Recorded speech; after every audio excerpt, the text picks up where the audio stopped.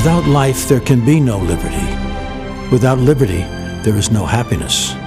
Without equality, there is no opportunity.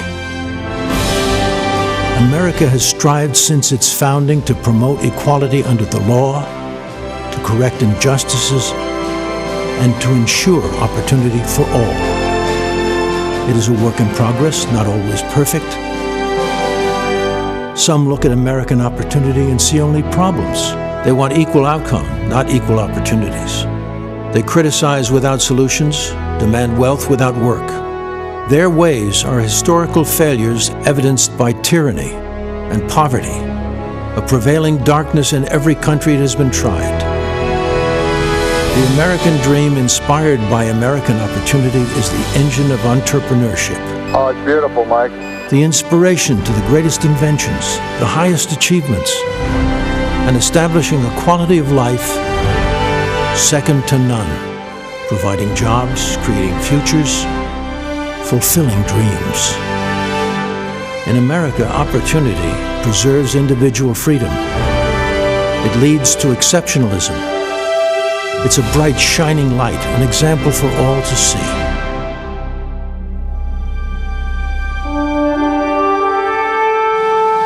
Tonight, we explore together America, land of opportunity.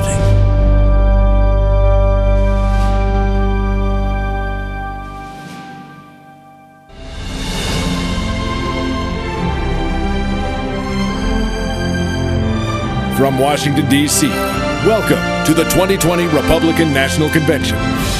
Tonight, celebrating America as the land of opportunity.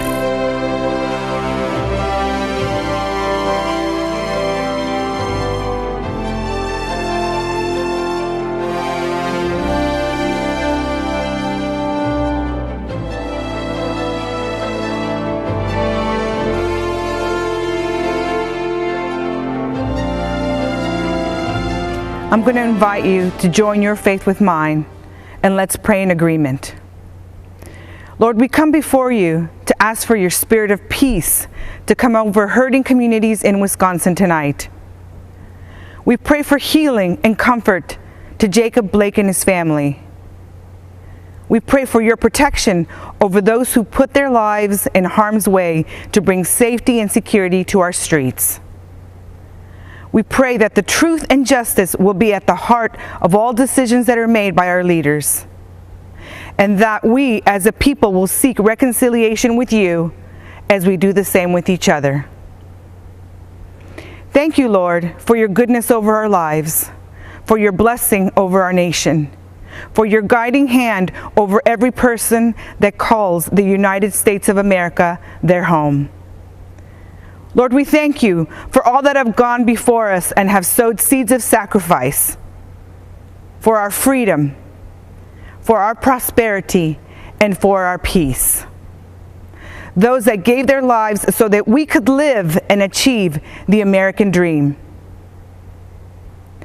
Your word declares in 2 Corinthians, where the Spirit of the Lord is, there is freedom. This country was founded by the people for their God. Liberty, freedom, equality, it's what we want in our country. Lord, we invite you into our homes, into our lives. Give us revelation that will overthrow any enemies that stand against us so that we will be victorious in this next season. We need you. Let your kingdom come. Let your will be done on earth as it is in heaven. We surrender to your plans and purpose for our lives. We ask, bring heaven down to earth over every person here and all those watching today. As we move into this next chapter in our journey to greatness, we ask for your presence to be with us. Lead us, Lord. Give us strategies from heaven. I decree the words of Isaiah 11:2 over our president, vice president, and all government authorities from every state in our nation. May the Spirit of the Lord rest on him, the spirit of wisdom and understanding, the spirit of counsel and might, the spirit of knowledge and the fear of the Lord. I release a blessing over every person and every home. Lord, release health, healing, peace, strength, and courage. Let us stand together in unity as we embrace another chapter on our journey to greatness. I decree and declare, America, the best is yet to come. And I ask all this in the name of Jesus. Amen. I pledge allegiance to the flag of the United States of America and to the republic for which it stands, one nation, under God, indivisible, with liberty and justice for all.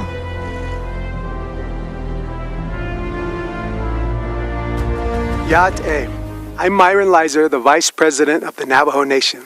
I give this address from the majestic rock spires of Shiprock, Sebet-ai, or Rock with Wings as known by our Dene people. It is here as well that many of our ancestral leaders sought to govern and lead a nation within a nation. They sought to lead their people into the promises of a better way of life for their children's children. It is also where they have not been as successful as the rest of America. Our First Nations people, the host people of the land, we are still here. Our Creator placed us here and knew for such a time as this, we would have an opportunity for an appeal to heaven. You see, our people have never been invited into the American dream. We, for years, fought congressional battles with past congressmen and senators that were part of a broken system that ignored us. That is, until President Trump took office. President Trump delivered the largest financial funding package ever to Indian country. The $8 billion in CARES Act funding to Indian country was a great start in alleviating the devastating effects that the COVID-19 pandemic has inflicted on our Indian tribes. The Navajo Nation once led the nation in per capita positive cases because of the health disparities that previous administrations failed to improve. Whenever we meet with President Trump, he has always made it a priority to repair the relationship with our federal family. Recently, President Trump signed the first ever presidential proclamation officially recognizing missing and murdered American Indians and Alaska Natives. He established a task force called Operation Lady Justice to address the problem. The president also provided $273 million to improve public safety and support victims of crime in the Native American community. As a result, a cold case office was recently opened on the Gila River Indian community. The president has reactivated the White House Council on Native American Affairs to promote economic development and rural prosperity in Indian country. President Trump also strengthened the Supreme Court by nominating strong conservative judges like Neil Gorsuch, who supports Native American rights. Thank you for the opportunity to be here tonight. I'm excited to endorse President Trump's re-election. And Mr. President, we look forward to hosting you very soon. Come visit our land we call Denetra. Akia, thank you very much. I had always had this unshakable sense that I know that life has to be more than what it was I've been living. I caught my very first felony conviction at 16 years old, and that type of behavior had led me into more and more arrests, getting in trouble until the age of 37 years old. I was arrested for a string of bank robberies. And based off of my criminal history, there is a potential that a federal judge can sentence me up to 23 years in a maximum security United States federal penitentiary. And in that moment, I played a let's make a deal with God. And I asked God to climb into the robe of that judge. Whether it's 10 years or 50 years, I'm going to invest the rest of my life serving you. And I stood before that federal judge. Judge Mahan took his glasses off, leaned back and said, I don't know why I'm going to do this. But he said, I'm not going to give you what you deserve. Then he gave me a lesser sentence. And as I laid on that stainless steel cell, shackled by my hands and my feet, I heard God utter into my spirit, my son, I honored what you asked me to do. He said, never forget the promise that you made to me. And ever since that day, I got up off that floor and my life went in a 180-degree turn in the other direction. When John got that sentence, I just shook my head. I said, wow, John, you are destined for bigger things than prison. My name is Richard Beasley. I was a FBI special agent for about 25 and a half years.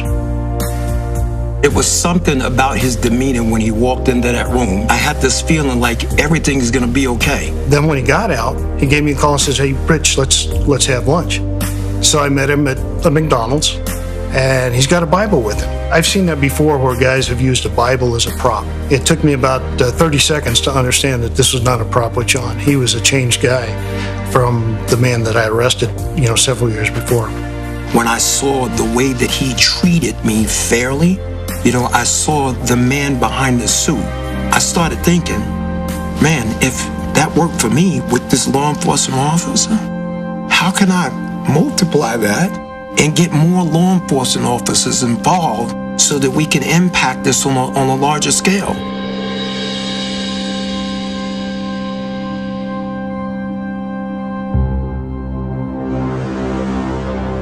President Trump, he had made a bunch of promises. Let me just be transparent. When he first started talking about the things he was going to do, I'm sitting there going, wait a minute here. I mean, is he serious? Because everything that he was saying that he wanted to do was the stuff that needs to be done.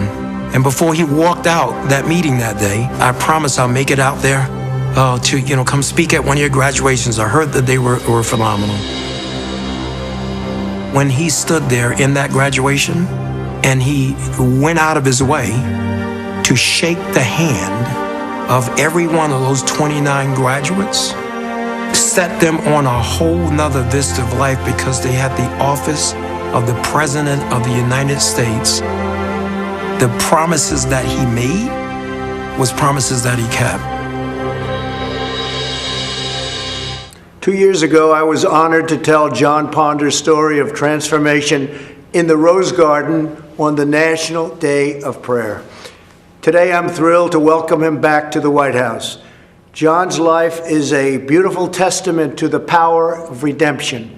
John grew up without his father. As he tells it, my mother was strong, but she wasn't able to keep us out of the gangs and off of the streets, and they were violent streets.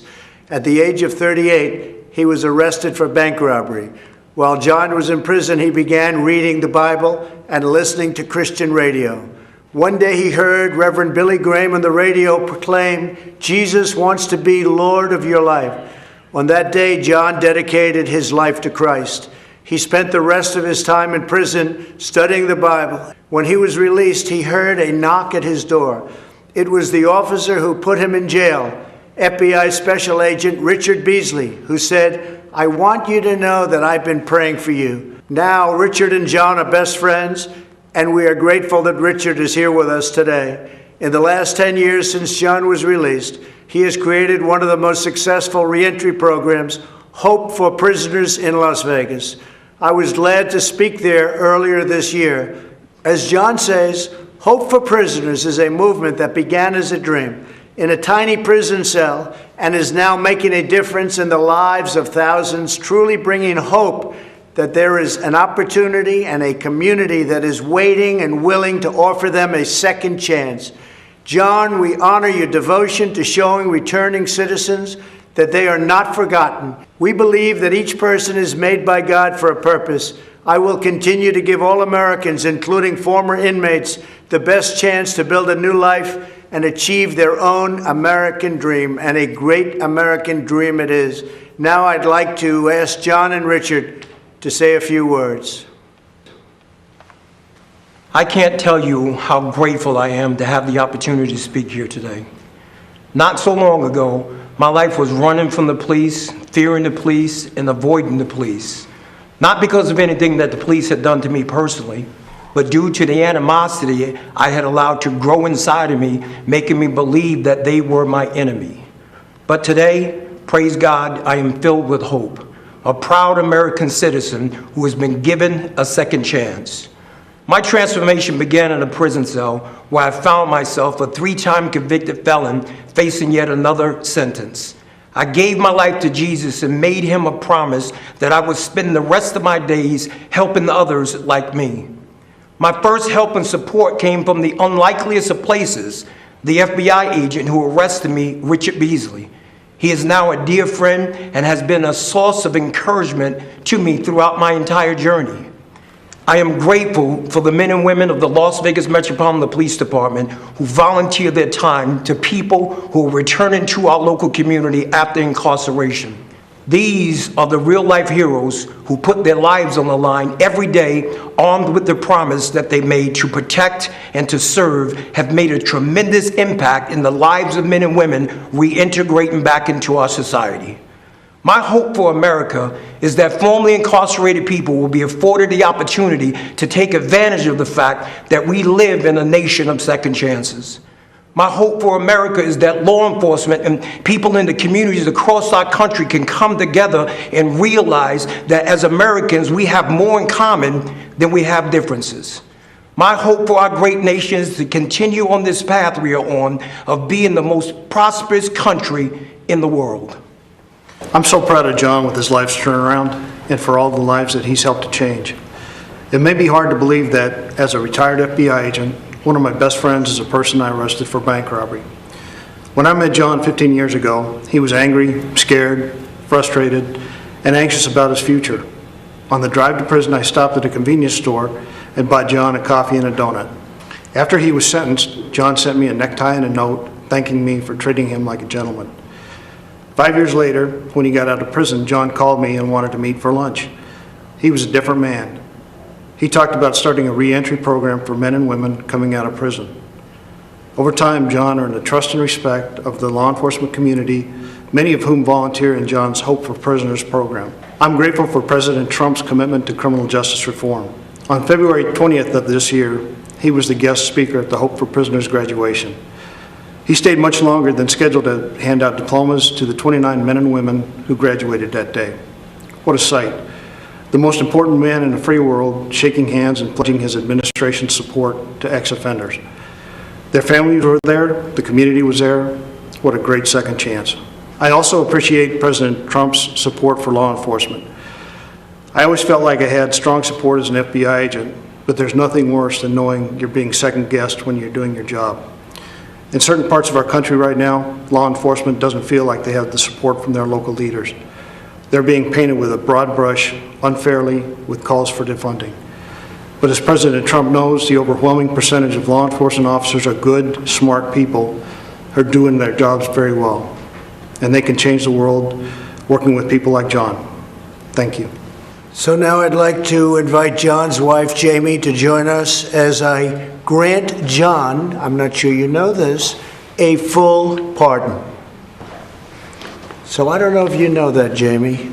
Come on over here. It's just an honor. And you have done incredible work. Thank you, sir. And all of Las Vegas and all of Nevada and all of every place in this country is very proud of you. The job you've done, bringing people back. And you're right, I was supposed to be there for 5 minutes. I stayed for an hour and a half because it was so interesting to me. Congratulations to both. Thank you, sir. Thank you. Richard, thank you very much for the job you do. Thank you. It's fantastic. Thank you. Thank you.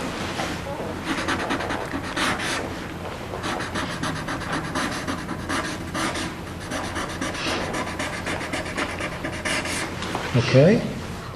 I think I'll give it to Jamie. What do you think?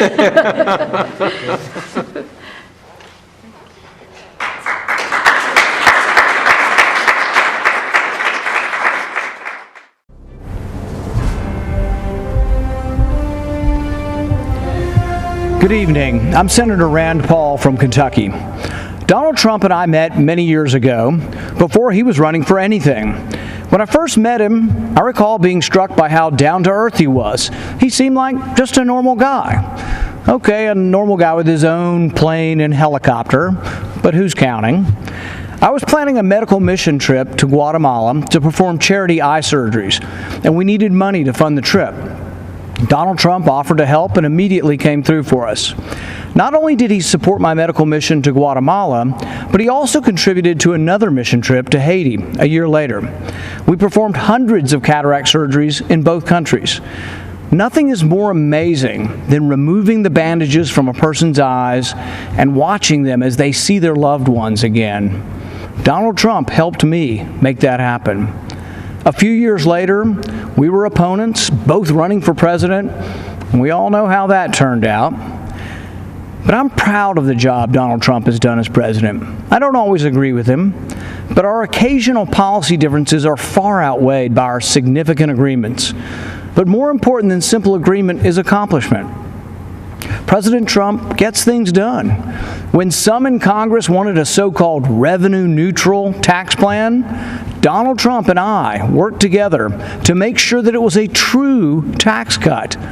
I brought President Trump an idea for better, less expensive health insurance called association health plans. Donald Trump overturned years of red tape and bureaucrats, and he made it happen. While others talked about criminal justice reform, President Trump actually signed the First Step Act, the first real reform in a generation, and one that sought to undo the harm that others, like Joe Biden, have done. For those of us who lament the Biden crime bill that locked up a generation of young black men, remember that Biden bragged about a bill that still wreaks havoc among people of color. I'm supporting President Trump because he believes, as I do, that a strong America cannot fight endless wars. We must not continue to leave our blood and treasure in Middle East quagmires. I flew with him to Dover Air Force Base to honor 2 soldiers whose remains were coming home from Afghanistan. I'll never forget that evening. I can tell you the president not only felt the pain of these families, but that the president is committed to ending this war. President Trump is the first president in a generation to seek to end war rather than start one. He intends to end the war in Afghanistan. He is bringing our men and women home. Madison once wrote, "No nation can preserve its freedom in the midst of continuous warfare." I'm proud to finally see a president who agrees with that. Compare President Trump with the disastrous record of Joe Biden, who has consistently called for more war. Joe Biden voted for the Iraq War, which President Trump has long called the worst geopolitical mistake of our generation. I fear Biden will choose war again. He supported the war in Serbia, Syria, Libya. Joe Biden will continue to spill our blood and treasure. President Trump will bring our heroes home. If you hate war like I hate war, if you want us to quit sending $50 billion every year to Afghanistan to build their roads and bridges instead of building them here at home, you need to support President Trump for another term. So to our soldiers and their families, join me in supporting President Trump.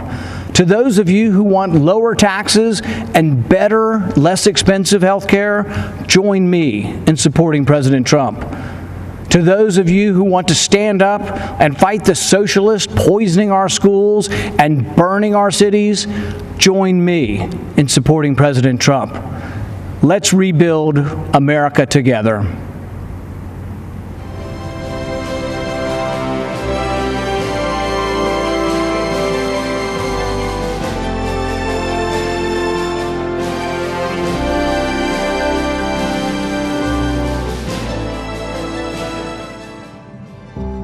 What I would call your everyday man, the forgotten man or woman, the people that wake up every morning, go to work, do their job, come home to their kids and families, and are faithful and consistent, the people that have built America. There are people in our country that have been forgotten, that are hard workers. We do not hold signs. We are not on street corners. We are waking up at the crack of dawn, working and earning our living. But every single day, men and women from across this country are affecting people in positive ways. Real people that work hard every day, and they just want to earn a good living and enjoy life. And he really knows them, understands them. It's clear he has been on the job site, interacting with people from all backgrounds. I've never had someone care so much about making sure people have job security. The president's job is to protect us, keep us safe, and help make our life better and the opportunity to pursue the American dream. That's what Donald Trump is doing. As a cattle rancher and a farmer, I do feel that we are not forgotten with this administration. We have hope for preserving our industry. My hope is that we lift the regulations that have stripped away the working class Americans' ability to do what they innately know how to do best. I feel like Trump is definitely pushing more for the steel mills, the fishermen, just us making our own products and bringing everything in. He's pushing so hard, and I see it truly coming alive.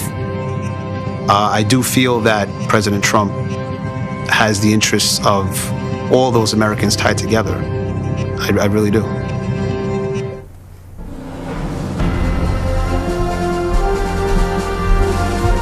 Good evening. My name is Jason Joyce, and I'm an 8th-generation lobster fisherman from Swans Island, Maine. I make my living from lobster fishing, oyster farming, and providing eco-tours in the beautiful waters near Acadia National Park, where I have over 200 years of family history. I have to confess, I didn't support Trump in 2016. Skeptical that he shared my conservative views, I expected him to flip-flop on his campaign promises. But he has followed through on his promises, including last week when he brokered a deal to end European Union tariffs of 8% on Maine live lobsters and up to 20% on Maine lobster products, which is great news for Maine's lobstermen and women. I live on an island with 370 residents, and lobstering is how we provide for our families. Maine's lobstermen are true environmentalists. We practice conservation every day. If we didn't, we'd be putting ourselves out of business. 4 years ago, the Obama-Biden administration used the Antiquities Act to order thousands of square miles of ocean off limits to commercial fishermen. They did it to cater to environmental activists. Although Maine's lobstermen don't fish there, Obama's executive order offended us greatly. It circumvented the Fisheries Council's input. President Trump reversed that decision, reinstating the rules that allow stakeholder input, and he supports a process that seeks and respects fishermen's views. As long as Trump is president, fishing families like mine will have a voice. But if Biden wins, he'll be controlled by the environmental extremists who want to circumvent long-standing rules and impose radical changes that hurt our coastal communities. I strongly support President Trump's re-election. When he sees something isn't right, he's fearless in fixing it. He listens to working people. He nominates judges who respect the Constitution and the right to life. He keeps his word, like eliminating the European tariffs and moving the U.S. Embassy from Tel Aviv to Jerusalem. I hope you will join me this time in voting for President Trump. Stand up for your country. Thank you.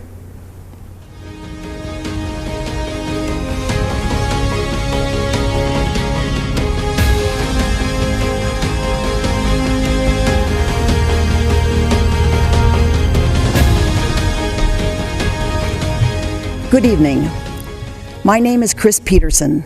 My husband Gary, our family, and I milk 1,000 cows on a dairy farm in Grantsburg, Wisconsin, a small middle American town. Truth be told, until I married my cute farmer from Grantsburg a long time ago, I was a city slicker from Minneapolis, which is about 70 miles south of us. Donald Trump became president in the middle of the Great Depression for dairy farmers in Wisconsin. In 2016, prices were horrible, and longtime generational farms across the nation were going out of business. In 2017, our 120-year-old barn, which served as our milking center, caught fire and burned to the ground. Our cows were spared, but because they needed to be milked 3 times a day, farmers, friends, and complete strangers from all over northern Wisconsin helped haul them to other farms where they stayed until we could rebuild. By the end of 2018, we had a new state-of-the-art robotic milking facility that allows our cows to milk themselves 3 times a day. At about the same time, President Trump's economic boom began helping dairy farmers across the nation. As a businessman, President Trump understands that farming is a complicated, capital-intensive, and risky business. More than any president in my lifetime, he has acknowledged the importance of farmers and agriculture.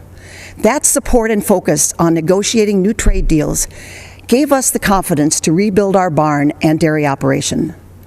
business was booming again, and business boomed right until the COVID-19 shutdown in March.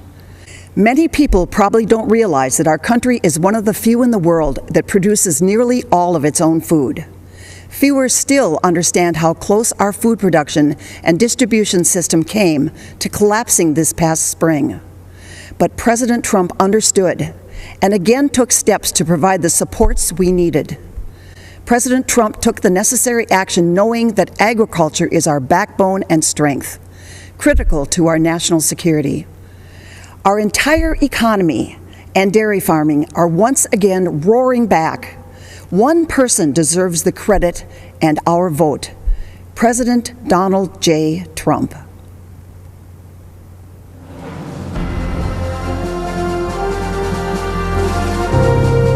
What was happening prior to President Trump, you had businesses that were overregulated, not a friendly environment at all to start a company. My family stopped ranching about 7 years ago. The regulations became so overbearing that the ranch was slowly sold off. I lost businesses because of this regulation. The factories in our town closed. The businesses in our towns have shut. It got to the point finally that Middle America needed help.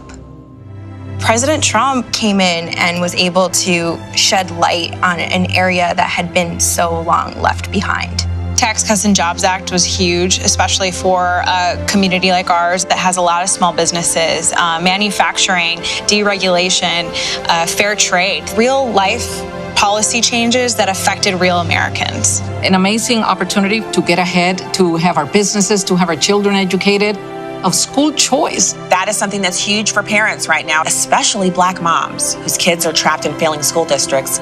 Before COVID hit, Black unemployment rate was at the lowest ever. I've seen the numbers of employees go up, and they're earning a lot more for their family than what they had previously. What this administration has done, simplifying the government, it's really cut the handcuffs off of America again and allowed us to grow and move forward in a way that I have never seen in my lifetime. When you pull regulation and allow small companies to go out there and be able to play in the game, that is the American dream. People feel that they can support and have a family, and it can build and make us stronger as Americans. What could be taken away if he doesn't win again? Joe Biden said the first thing he's going to do is increase taxes on everyone. Over-regulating and making it where a small business can't grow, that's taking away the American dream. I think with the upcoming election, people just need to think about what is better for them and their family. The president's job is to be the CEO of our country, and he's doing his job. He has improved jobs, he's improved health, he's improved wages, he's cut taxes. I could go on for an hour and a half. The plan was working. Everybody had a job, making money, spending money, boom, bada bang, boop, we good. My kids are gonna look up to me and say, you are the best mom for working, raising us. It's just tremendous what I could do, I guess. This is somebody who loves his country. He's truly fighting for the American people. Hello, folks. You know me from TV and radio. I'm Larry Kudlow. Years ago, I worked for Ronald Reagan. More recently, I helped the team craft Donald Trump's economic plan during the campaign.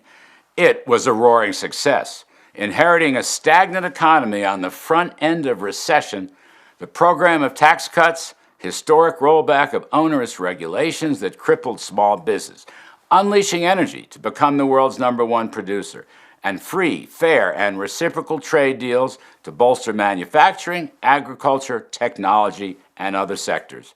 The economy was rebuilt in 3 years. Unemployment fell to the lowest rate of 3.5%. Blue collars, African Americans, Hispanics, women, all groups benefited enormously. Everyone was better off. A rising tide lifted all boats. Then came a once-in-100-year pandemic. It was awful. Health and economic impacts were tragic. Hardship and heartbreak were everywhere. But presidential leadership came swiftly and effectively with an extraordinary rescue for health and safety to successfully fight the COVID virus.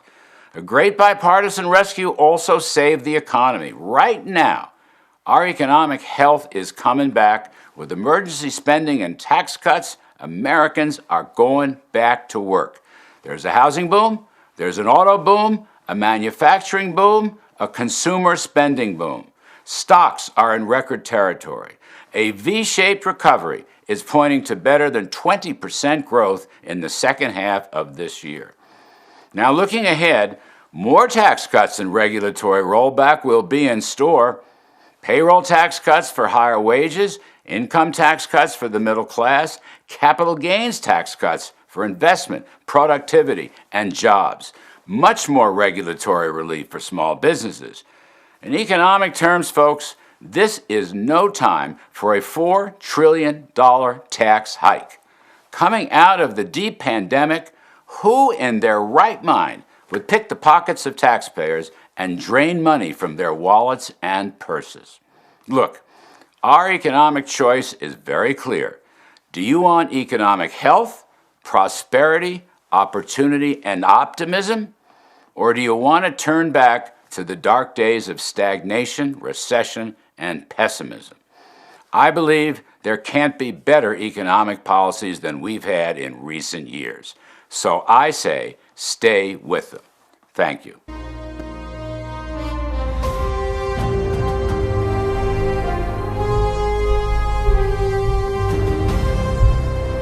I'm John Peterson, owner of a second-generation metal fabrication business called Shooty Metals.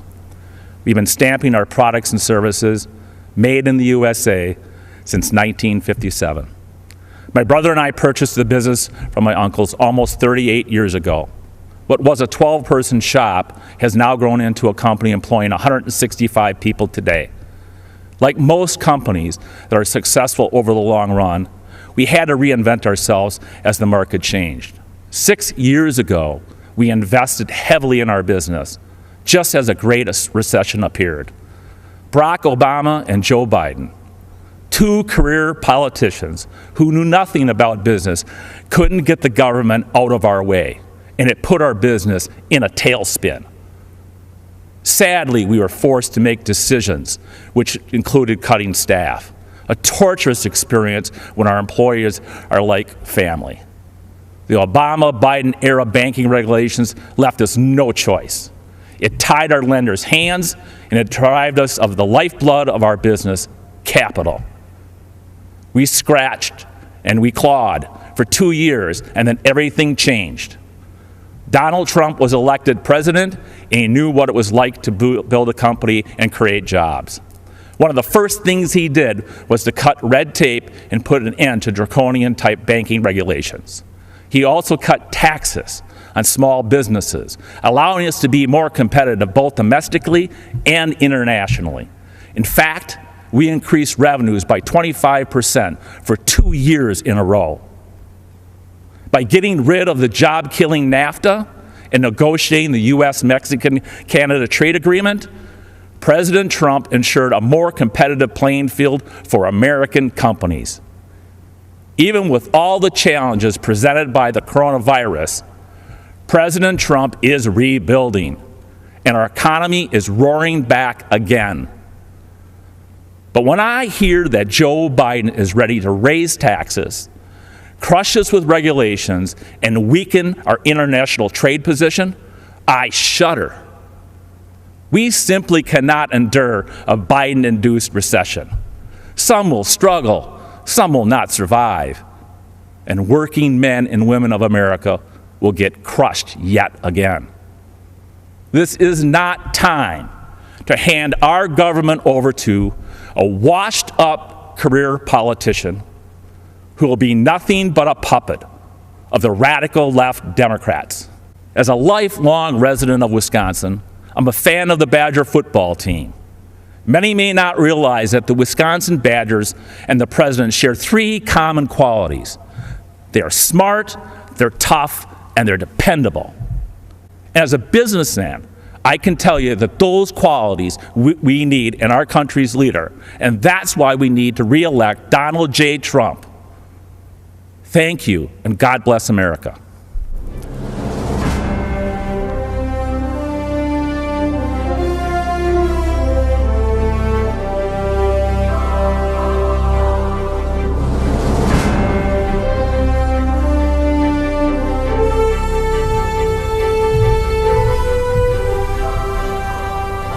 Good evening.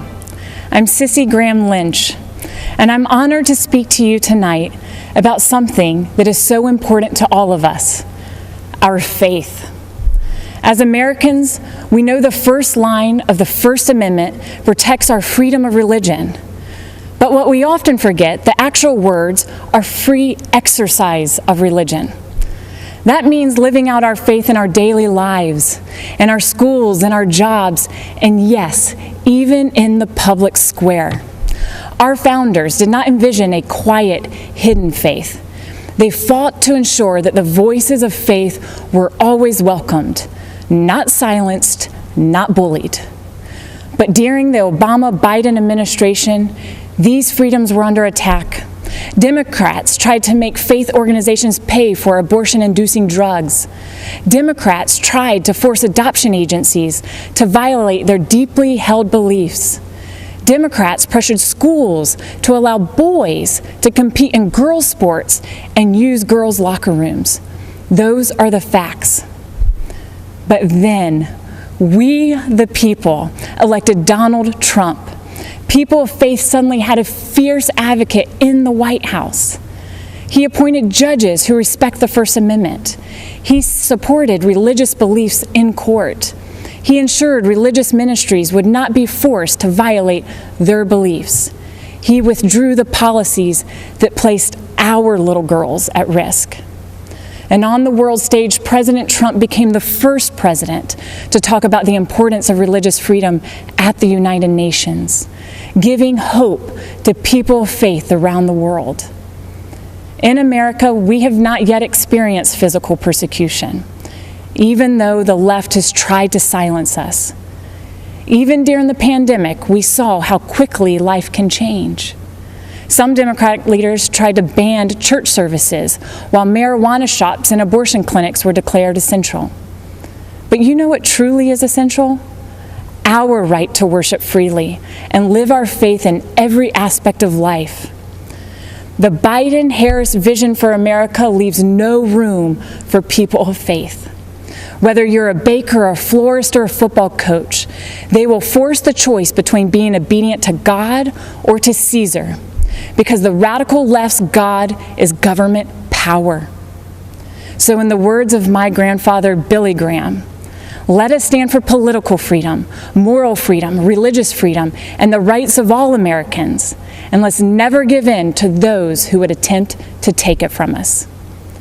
Tonight, I'm proudly standing in that public square, and I hope and pray you will join me in voting to re-elect President Trump. I am Bob Vlasolovich, Mayor of Eveleth, a small town in the Iron Range of Minnesota. My father and grandfather earned their livings mining the raw materials that made the steel that built America. This election is a make or break for workers who are carrying on the legacy of men like them. Since the Iron Range economy is vulnerable to economic trends and to foreign trade, we have always needed a strong voice in Washington. We looked to Democrats to fill that void for many years because we actually thought they cared about our welfare. Not anymore. The radical environmental movement has dragged the Democratic Party so far to the left they can no longer claim to be advocates of the working man. This is hard for me to say because I am a lifelong Democrat. But for far too long, members of both parties allowed our country to be ripped off by our trading partners, especially China, who dumped steel into our markets and slapped tariffs on our products. And what did so-called leaders like Joe Biden do? Nothing. The human cost has been devastating. We lost thousands of jobs. We lost a generation of young people who had to leave the Iron Range to find a livelihood. And worst of all, we lost hope. Then something unexpected happened. A straight-talking New Yorker burst onto the scene, promising to stand up to China and the rest of the world on behalf of the American worker. 4 years later, the Iron Range is roaring back to life, and we have one man to thank, President Donald Trump. He made good on his promises by cutting our taxes, rolling back senseless regulations, and delivering trade deals that put America's interests first.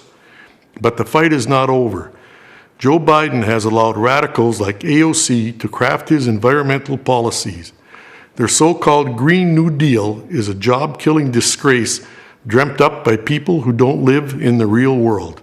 But Biden is too weak, too scared, and too sleepy to stand up to the radical left. He has been doing nothing in Washington for 47 years. Why would year 48 be any different? President Trump won't back down to anybody. He delivered the best economy in our history, and he will do it again for all of us. The Iron Range's economic future and survival is at stake, and so is America's. We know we can count on President Trump to fight for us and win. Let's make sure he wins on November 3rd. God bless America.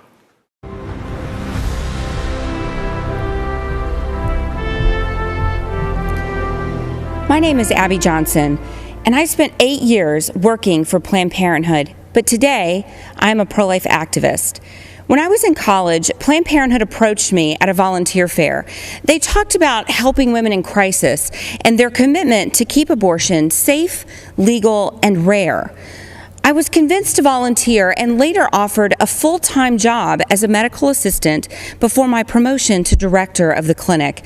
I truly believed I was helping women, but things drastically changed in 2009. In April, I was awarded Planned Parenthood's Employee of the Year Award and invited to their annual gala where they present the Margaret Sanger Award, named for their founder.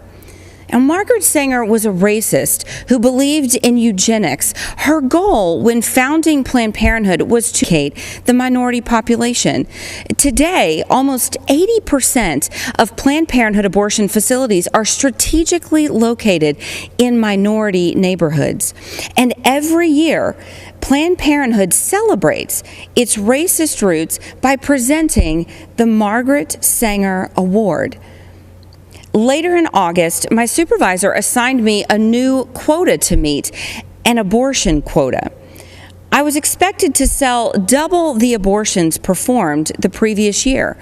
When I pushed back, underscoring Planned Parenthood's public-facing goal of decreasing abortions, I was reprimanded and told, "Abortion is how we make our money." But the tipping point came a month later when a physician asked me to assist with an ultrasound-guided abortion. Nothing prepared me for what I saw on the screen. An unborn baby fighting back, desperate to move away from the suction. And I'll never forget what the doctor said next.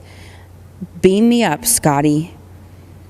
The last thing I saw was a spine twirling around in the mother's womb before succumbing to the force of the suction. On October 6th, I left the clinic, looking back only to remember why I now advocate so passionately for life. I founded and currently run And Then There Were None, a nonprofit organization that's helped nearly 600 abortion workers transition out of the industry. For most people who consider themselves pro-life, abortion is abstract. They can't even conceive of the barbarity. They don't know about the products of conception room and abortion clinics, where infant corpses are pieced back together to ensure nothing remains in the mother's wombs, or that we joked and called it the pieces of children room. You see, for me, abortion is real. I know what it sounds like. I know what abortion smells like. Did you know abortion even had a smell? I've been the perpetrator to these babies, to these women, and I now support President Trump because he has done more for the unborn than any other president. During his first month in office, he banned federal funds for global health groups that promote abortion. That same year, he overturned an Obama-Biden rule that allowed government subsidy of abortion. He appointed a record number of pro-life judges, including 2 Supreme Court justices, and importantly, he announced a new rule protecting the rights of healthcare workers objecting to abortion, many of whom I work with every day. Life is a core tenet of who we are as Americans. And this election is a choice between 2 radical anti-life activists and the most pro-life president we have ever had. That's something that should compel you to action. Go door to door, make calls, talk to your neighbors and friends, and vote on November 3rd. Take action that reelects our president, and do it with our very most vulnerable Americans in mind, the ones who haven't been born yet.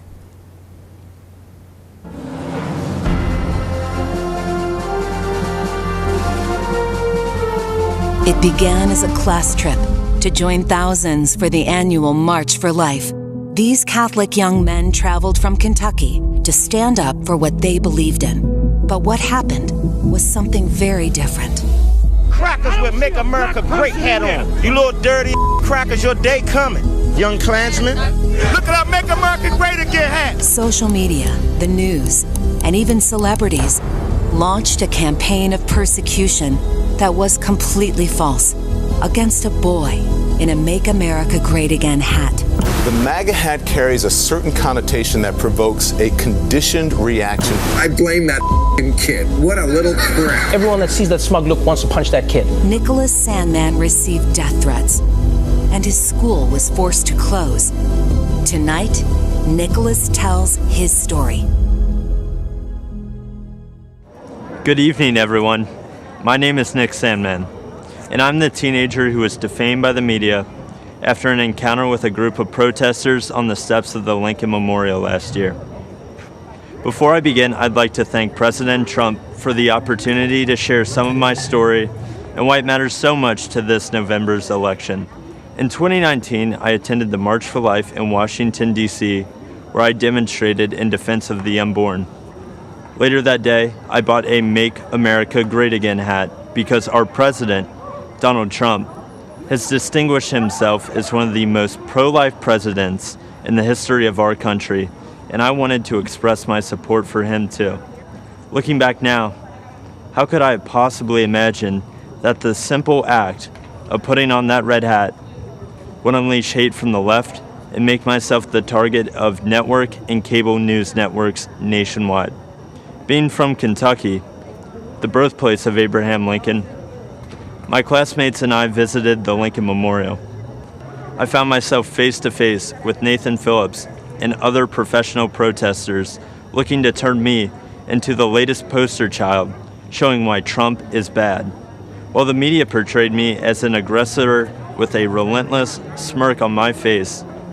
In reality, the video confirms I was standing with my hands behind my back and an awkward smile on my face that hid two thoughts. One, don't do anything that might further agitate the man banging a drum in my face. And two, I was trying to follow a family friend's advice, never to do anything to embarrass your family, your school, or your community. Before I knew what was happening, it was over. One of Mr. Phillips' fellow agitators yelled out, "We got him. It's all right here on video. And we won, Grandpa." What I thought was a strange encounter quickly developed into a major news story, complete with video footage. My life changed forever in that one moment. The full war machine of the mainstream media revved up into attack mode. They did so without researching the full video of the incident, without ever investigating Mr. Phillips' motives, or without ever asking me for my side of the story. And do you know why? Because the truth was not important. Advancing their anti-Christian, anti-conservative, anti-Donald Trump narrative was all that mattered. And if advancing their narrative ruined the reputation and future of a teenager from Covington, Kentucky, well, so be it. That would teach him not to wear a MAGA hat. I learned what was happening to me had a name. It was called being canceled, as in annulled, as in revoked, as in made void. Canceled is what's happening to people around this country who refuse to be silenced by the far left. Many are being fired, humiliated, or even threatened. And often, the media is a willing participant. But I would not be canceled. I fought back hard to expose the media for what they did to me, and I won a personal victory. While much more must be done, I look forward to the day that the media returns to providing balanced, responsible, and accountable news coverage. I know President Trump hopes for that too. And I know you'll agree with me when we say that no one in this country has been a victim of unfair media coverage more than President Donald Trump. In November, I believe this country must unite around a president who calls the media out and refuses to allow them to create a narrative instead of reporting the facts. I believe we must join a president who will challenge the media to return to objective journalism. And together, I believe we must all embrace our First Amendment rights and not hide in fear of the media or from the tech companies or from the outrage mob either. This is worth fighting for. This is worth voting for. And this is what Donald Trump stands for. Thank you all for listening to me tonight. And one more thing. Let's make America great again.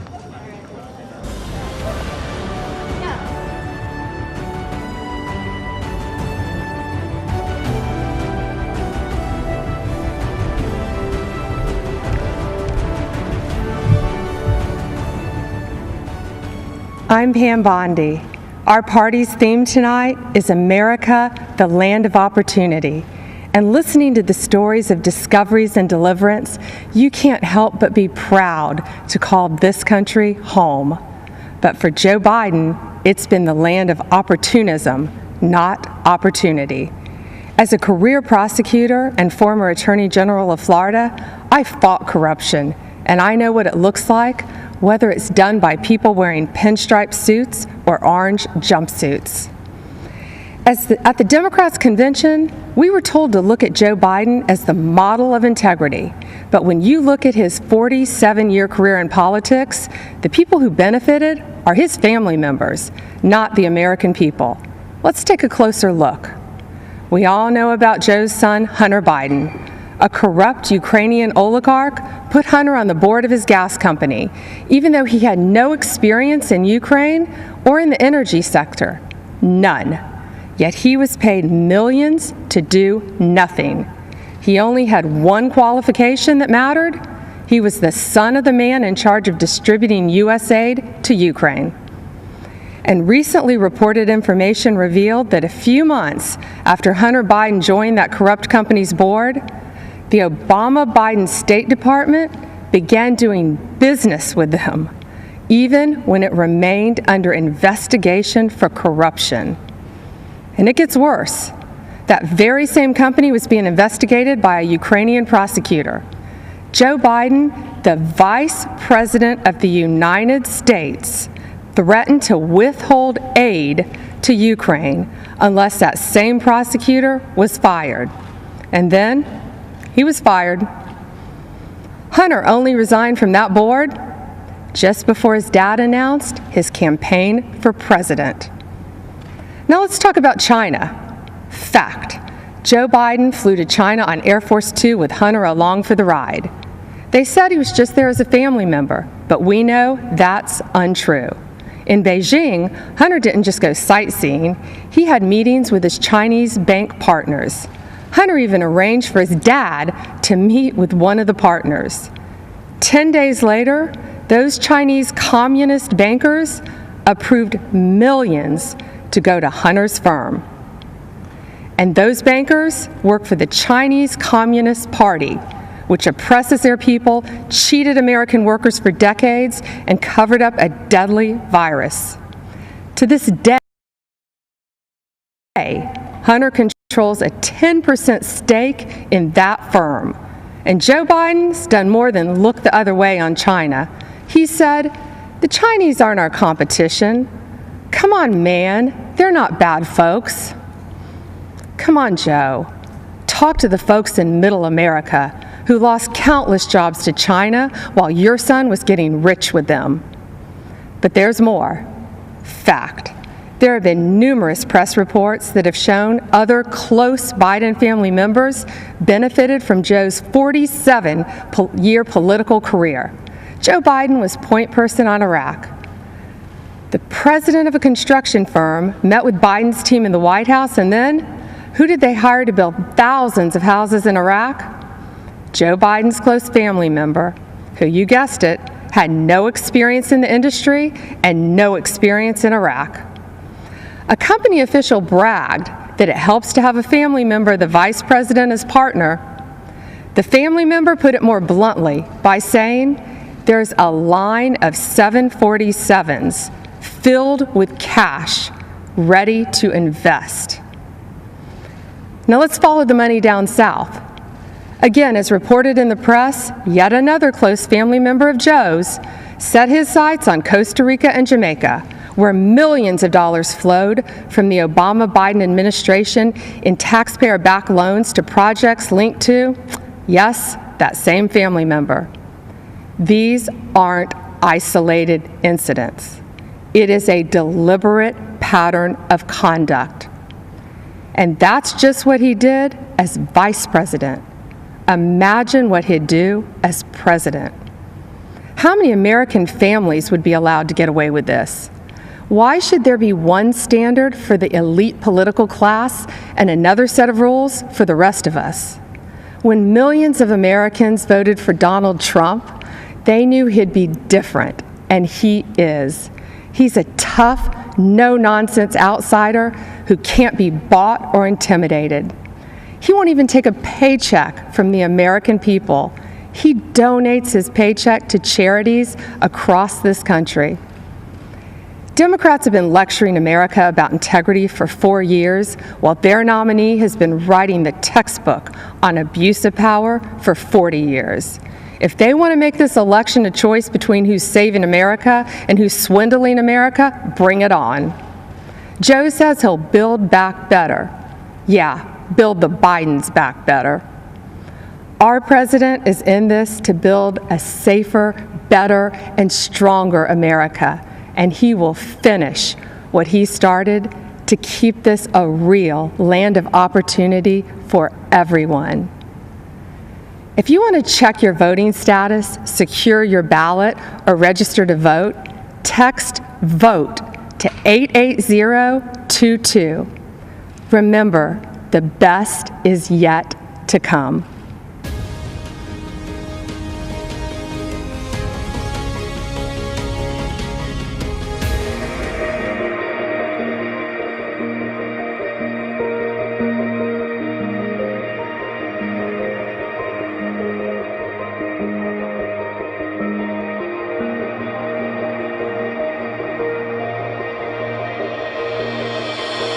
Women have played a very, very big role. The level of genius is unbelievable, frankly. You're what? You've got 70, 80 years on this earth? What are you going to do with it? Are you going to make that difference? Are you going to say, I was there for the big battles in our country to save America? It's what I feel very much called to do ever since I was a very young girl. In 2016, Donald Trump made his historic run for the office of United States President. Knowing the monumental task he would be undertaking, he rested all of his hopes for winning on one woman. Because of that trust, he became the 45th President of the United States, and Kellyanne Conway became the first woman in U.S. history to manage a winning presidential campaign. This president has been a champion for women mostly because he speaks to them as if they can handle and tackle all issues. I don't want a job because of my gender. I want the job because I'm the best person for that position. That's it. And he respects that. And he appreciates hard work. You can't ask for anything better, especially in a boss. President Trump continues to place strong women into significant positions throughout his administration and campaign, far more than any other president in U.S. history. That he has had and does have more women on his top team than any president before, but it actually goes down to his deputy assistants, to his special assistants, to our awesome teams throughout the West Wing. And when he called me and said, I want you to represent my entire campaign, I became the first Black woman to represent a Republican presidential campaign, winning presidential campaign in United States history. Throughout his career, Trump has always touted family first as a core value. He shows this especially with his choices of press secretaries, choosing Sarah Sanders, the first mother to become a press secretary, Stephanie Grisham, the first single mother to serve as press secretary, and Kayleigh McEnany, who transitioned into the job while also transitioning into the job of mom. I have 4 children. Kellyanne Conway has 4 children. Ivanka has, I think between all the senior staff women, we might have 75 kids. I'm not sure, we've lost count, but the importance of the work is never lost on any of us. And truly, it is those children that we are fighting for and for their future. With these capable women placed in positions of powerful influence and authority, President Trump has proven that when the stakes are highest, he is proud to entrust many of our nation's most crucial jobs to women. The number of dedicated, amazing, brilliant, relentless women that are dedicated to the country and to the president and to preserving the American dream is one of the greatest, if not the greatest things I'll ever be a part of.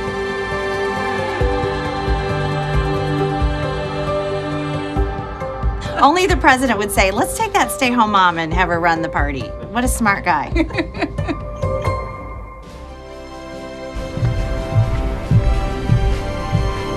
Good evening.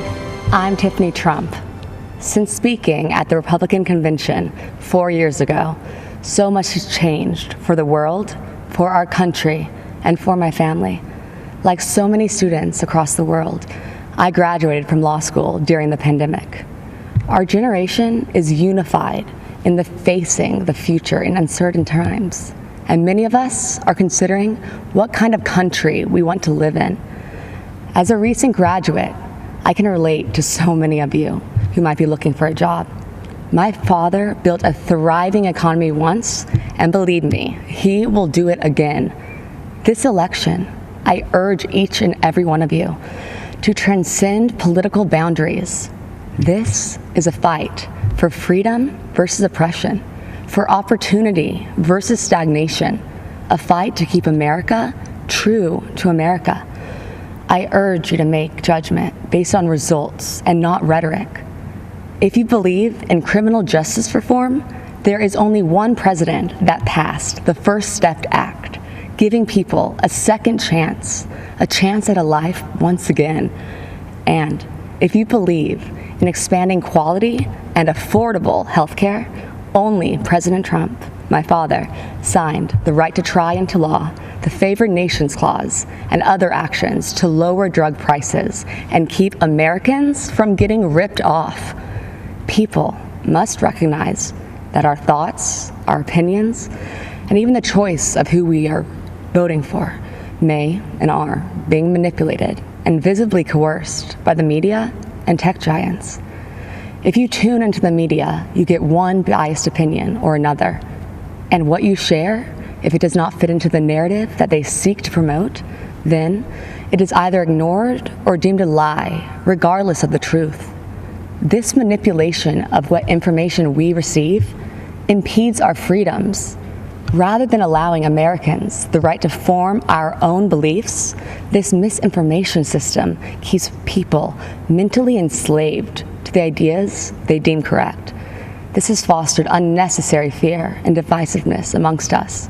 Why are so many in media and technology, and even in our own government, so invested in promoting a biased and fabricated view? Ask yourselves, why are we prevented from seeing certain information? Why is one viewpoint promoted while others are hidden? The answer is control, because division and controversy breed profit. But what are the consequences when only one side of the story gets out, or when only one viewpoint is acceptable? For our education system, it meant sacrificing civil debate by creating an atmosphere where students with contrary opinions are too afraid to speak. Many students find themselves suppressing their beliefs to fit into what the acceptable groupthink is. In short, our nation suffers by inhibiting our diversity of thought and inclusion of ideas. Working together, outside of our political comfort zones, will accomplish so much more. Some cynical politicians do not seem to believe in the miracle of America. Well, I do. As Maximo Alvarez said so eloquently last night, if freedom is lost in this country, there is nowhere else to go. Having hope is not weakness, and believing in miracles is a gift from God. So tonight, I want to tell you the uncensored truth of what we believe in. We believe in equality of opportunity. We believe in freedom of thought and expression. Think what you want. Seek out the truth. Learn from those with different opinions, and then freely make your voice heard to the world. We believe in school choice because a child's zip code in America should not determine their future. We believe in freedom of religion for all faiths, and we believe in the American spirit, a country founded on ideas, not identity, a country where our differences are embraced, and the only country where the word dream has been attached to it. Because in America, your life is yours to chart. So if you're hearing these things and thinking to yourself, that is the kind of country that I want to live in, well, whether you realize it or not, you are a Trump supporter. I encourage you to see beyond the facade that so many other politicians employ. They mask themselves in disguises of decency as they try to pressure us to mask our own identities and beliefs. My father is the only person to challenge the establishment, the entrenched bureaucracy, big pharma, and media monopolies to ensure that Americans' constitutional freedoms are upheld and that justice and truth prevail. My father does not run away from challenges, even in the face of outright hatred, because fighting for America is something he will sacrifice anything for. He dreams big dreams for our country, and he is relentless at achieving them. You see, Make America Great Again is not a slogan for my father. It is what drives him to keep his promise of doing what is right for American citizens. The energy of change and opportunity is with us. God has blessed us with unstoppable spirit, his spirit, the American spirit. My dad has proven to be driven by that spirit. He has demonstrated his faith and his uncompromising heart and actions. My father has made me believe that America can truly be great again. If you care about living your life without restraints, about rebelling against those who would suppress your voice and building your American dream, then the choice in this election is clear. A vote for my father, Donald J. Trump, is a vote to uphold our American ideals. Be true to yourself and stay true to the dream of America. Thank you, and God bless you all.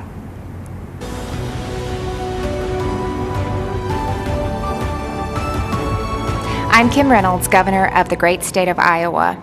I love this state, and I'm so proud to serve its people. Iowa truly is a land of opportunity.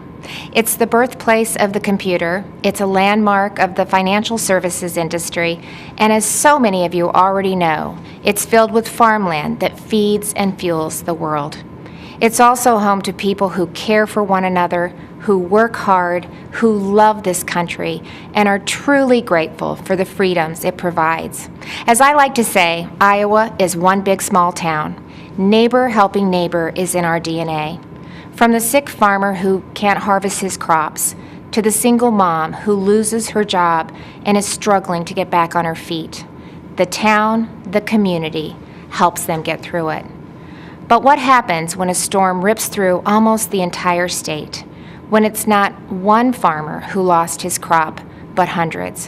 When it's not one neighbor who is without food, but thousands. That happened just 2 weeks ago. A storm called a derecho with hurricane-force winds of up to 140 miles per hour wiped out millions of acres of crops, left thousands without power. It destroyed homes, wrecked lives, and left devastation in its wake. It was the worst storm in our state's history. And Iowans did what you expect Iowans to do. They helped each other, they took care of each other, and they still are. But someone else had our back, our president. When the winds had finished raging and the cleanup had only begun, he showed up. Now, you might not know that because the national media didn't report it, but the Trump administration was here in full force. The day after the storm, the president called to assure me that we had the full backing of the federal government. And later that week, Vice President Pence came to Iowa to again assure us that the president and his administration were behind us. With the help of the Trump administration, we quickly received a major disaster declaration that will help Iowans get back on their feet. The president, he cut through the bureaucracy to do what needed to be done and to do it quickly. But that's not the first time President Trump showed Iowans that we can rely on him. In 2019, when 100-year floods breached nearly every levee and devastated communities large and small along the Missouri River in Iowa, Nebraska, and Missouri, the president approved our request for aid in record time, in just 2 days. Well, this year, he did it in less than 24 hours. So whether it's providing needed relief to farmers who were the target of China's unfair trade practices, hammering out new free and fair trade deals, or fighting for workers and small businesses who were hit hard by COVID-19, we have a president and a vice president who get things done. And because of President Trump and his leadership, our country is able to bounce back from setbacks and see opportunity grow and thrive. This is an administration of action and outcomes. They are delivering every day on their promise to make America great again. And that's exactly why we need to re-elect President Donald J. Trump in November. Thank you, and may God bless the United States of America. America, the land of opportunity, a country where your own resolution to succeed is more important than any other. Abraham Lincoln's words from 165 years ago still resonate today because of who we are and because of what we are. A country where a boy born into poverty in a log cabin, raised right here on the frontier of Indiana, could educate himself, become a lawyer, become a president of the United States who would preserve the Union, abolish slavery, and save the nation. As a fellow Hoosier, visiting Lincoln's boyhood home has always been a treasured experience for me and my family. It's a place that made Lincoln. It shaped Lincoln and defined the man that Lincoln would become. America is the land of opportunity. As President Donald Trump declared at Mount Rushmore, in America,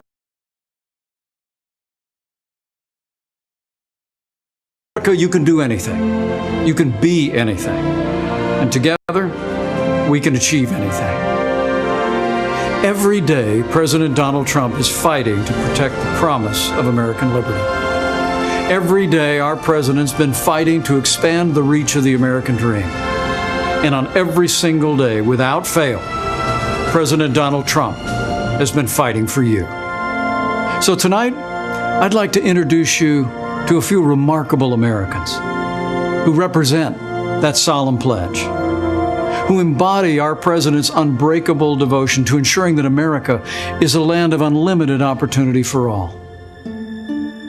Jack is an 8-year-old from Wisconsin who was struggling academically and socially in school. But Jack's mom, Sarah, who works 3 jobs to support her son, applied for Wisconsin's school choice voucher program. We're glad that we were able to get the school choice voucher to go to that school. With Jack, he would have slipped through the cracks in public schools, and having the option to go to a school that fits him has been a real game changer for us. And I know that because of that opportunity that he's going to succeed and he's going to achieve that goal of being an apparatus engineer, if that's what he chooses to stick with. Laura McClin is a mother of another inspiring boy, Jordan. Jordan has Duchenne muscular dystrophy, a fatal muscle weakening disorder. Jordan was at my side in Indiana when, as governor, I signed a law allowing terminally ill patients to access experimental drugs not yet approved by the FDA. In 2018, President Trump signed the landmark federal Right to Try bill into law. Thanks to the president's leadership, critically ill patients have the right to access life-saving experimental treatments.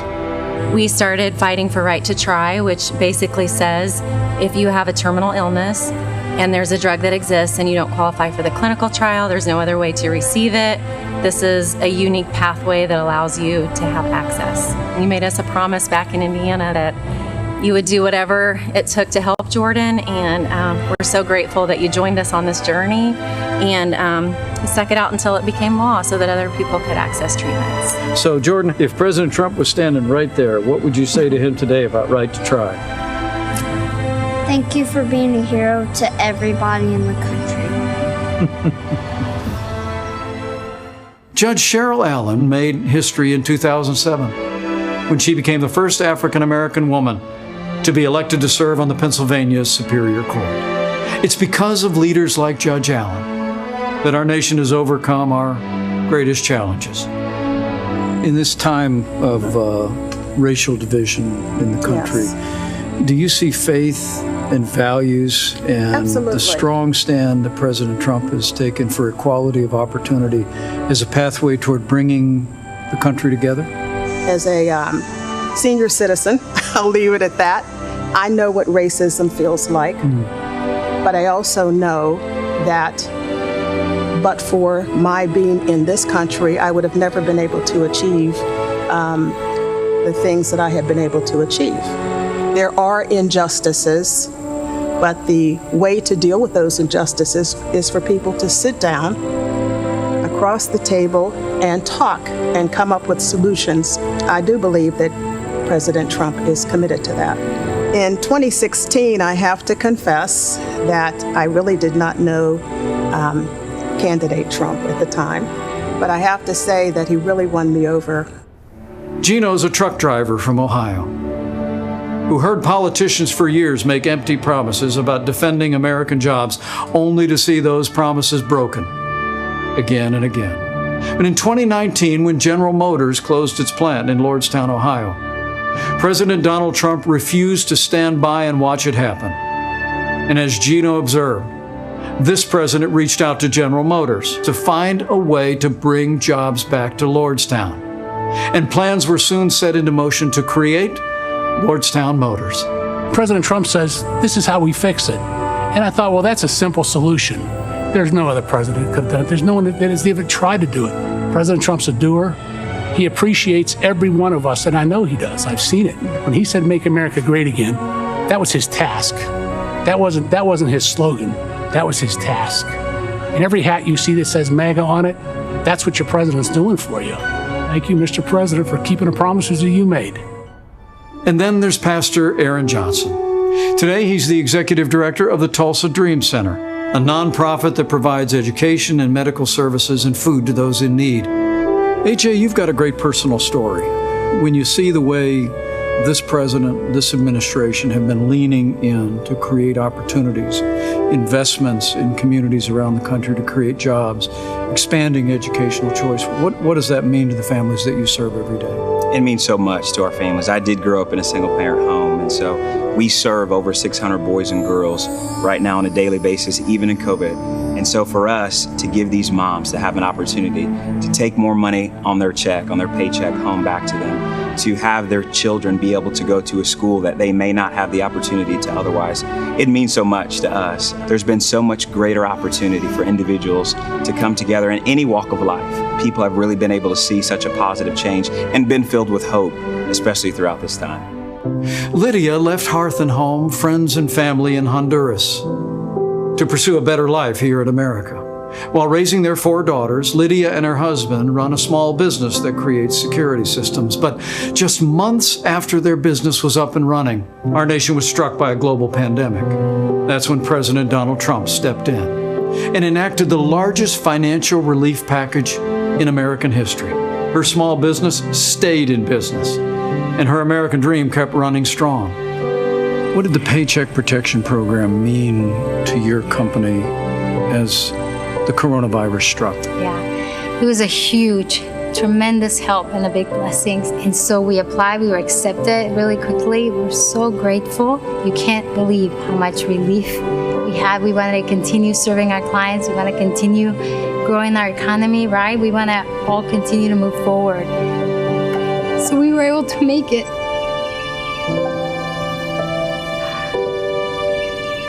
because of the support of family and friends, the government. I tell my children, they are born here in the U.S., and I tell them, you are so blessed to live in America. Here at Abraham Lincoln's boyhood home, a young man would grow up to become the first Republican president of the United States. And today, another Republican president is fighting to preserve that same noble legacy of freedom. And President Donald Trump will make certain that the torch of American opportunity illuminates every city, every town, and every community in this blessed land.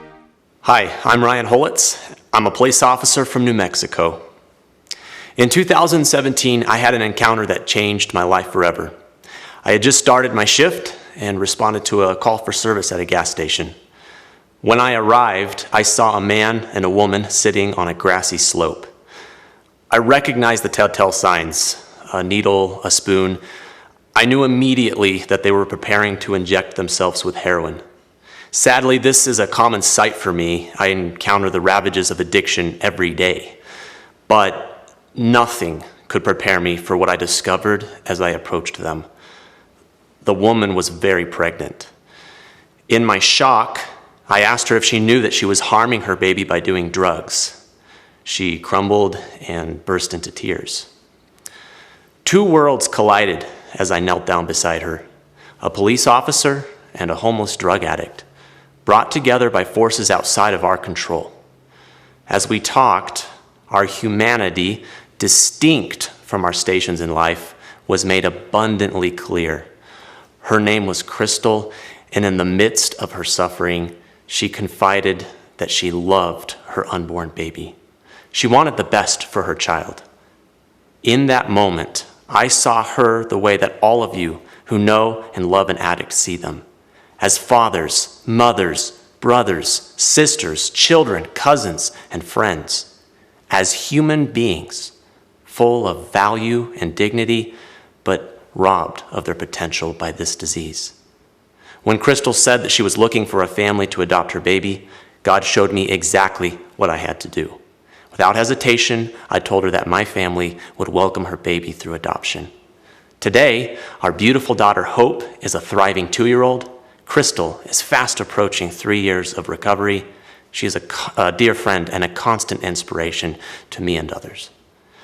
I hold a special place in my heart for those facing opioid addiction, and that's why I'm enormously grateful to the President for his leadership in fighting this deadly enemy. Through his efforts, we're turning the tide on the crisis of addiction. President Trump declared the opioid crisis to be a public health emergency and then secured $6 billion in new federal funding to help Americans fight opioid abuse. He invested an additional $100 million to stop the opioid crisis in rural America. And in a move that strikes at the root of the problem, he implemented a safer prescribing plan aimed at reducing opioid prescriptions by over 1/3 within 3 years. This is an effort that stops addiction before it ever gains a hold in someone's life. And it's having an impact. Drug overdose deaths decreased in 2018 for the first time in 30 years. Many of the states hardest hit by the opioid crisis are seeing the largest drop in deaths. We're seeing that doctors are writing fewer prescriptions for opioid pain drugs. These are significant improvements that have a meaningful impact. I think we are fortunate, America, to have a president who cares deeply for the downtrodden and who works tirelessly to find solutions. A president who doesn't just talk about problems, but stops and helps. President Trump is the leader we've needed the last 4 years, and he is the leader we need for the next 4. You see, Donald Trump is the right president at the right time. Let's make sure he's reelected on November 3rd. I pray God's blessings on you and your family, and may God bless America.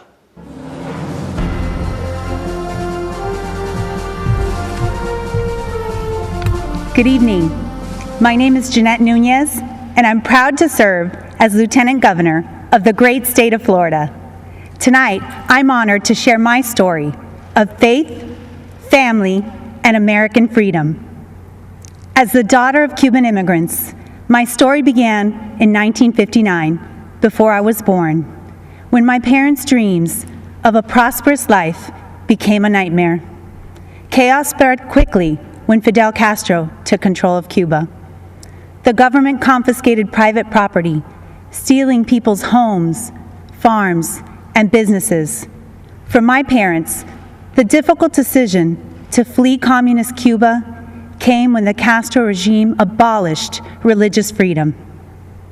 Fellow Americans, the fabric of our nation is in peril.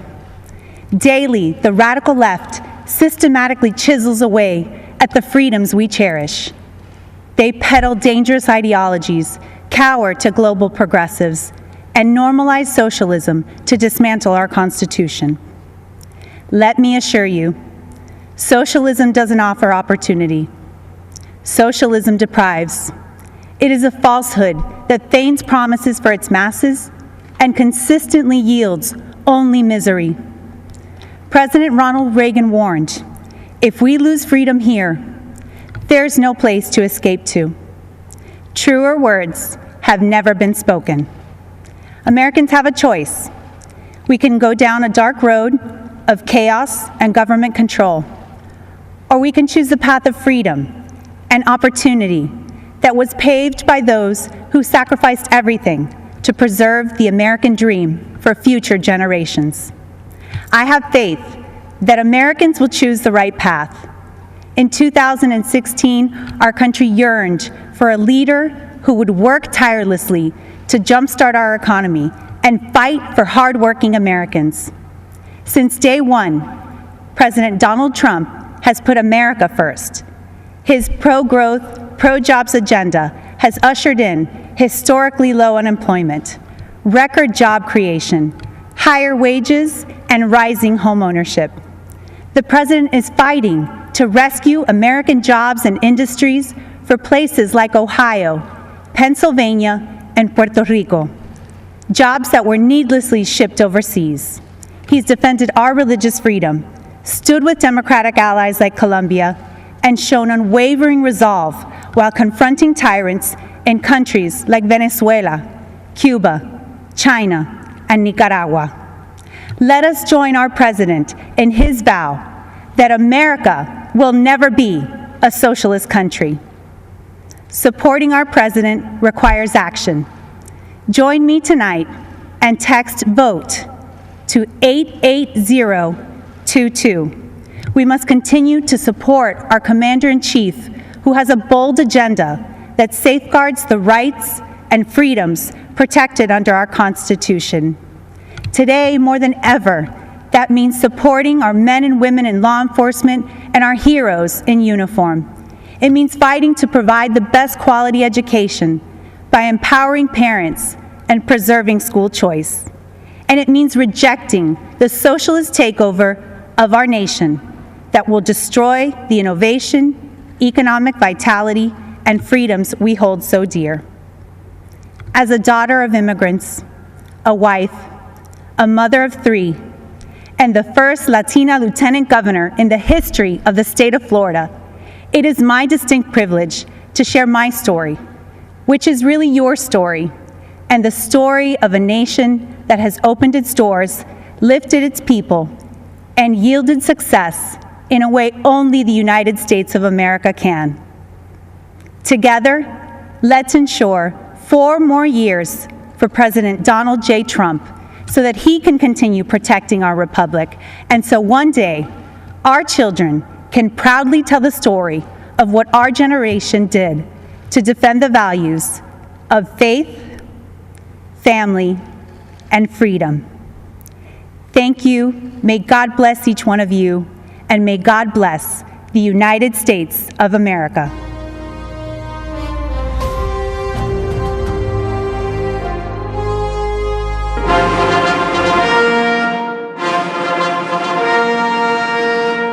Ladies and gentlemen, the President of the United States.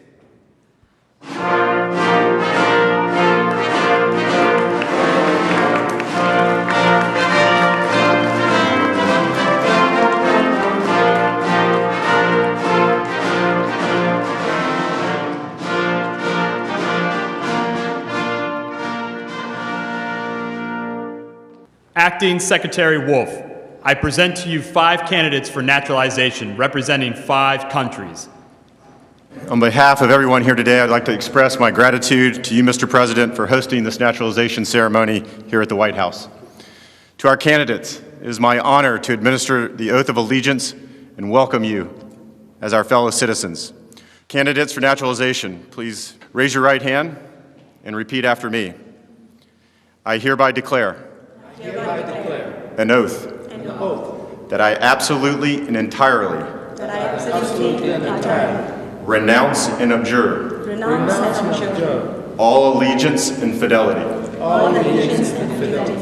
to any foreign prince, potentate, state or sovereignty, of whom or which I have heretofore been a subject or citizen, that I will support and defend the Constitution and laws of the United States of America, against all enemies, foreign and domestic, that I will bear true faith and allegiance to the same,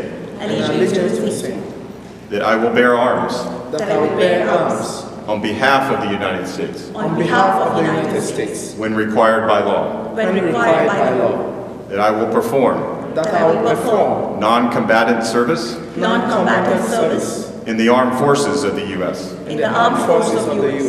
when required by law, that I will perform work of national importance under civilian direction when required by law, and that I take this obligation freely without any mental reservation or purpose of evasion. So help me God. Congratulations, you're now citizens of the United States of America.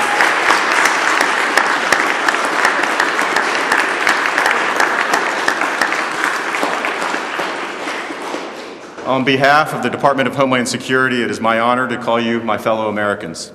Mr. President, I want to again commend you for your dedication to the rule of law and for restoring integrity to our immigration system. Thank you for hosting such a patriotic celebration here at the White House today. Thank you. Congratulations, that's fantastic. It's really great, thank you. And I want to thank Acting Secretary Wolf, doing a phenomenal job in so many ways. Today, America rejoices as we welcome 5 absolutely incredible new members into our great American family. You are now fellow citizens of the greatest nation on the face of God's earth. Congratulations. Great going. You followed the rules, you obeyed the laws, you learned your history, embraced our values, and proved yourselves to be men and women of the highest integrity. It's not so easy. You went through a lot, and we appreciate you being here with us today.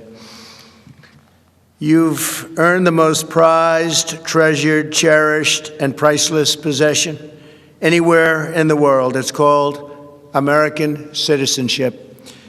There is no higher honor and no greater privilege, and it's an honor for me to be your president. Thank you very much.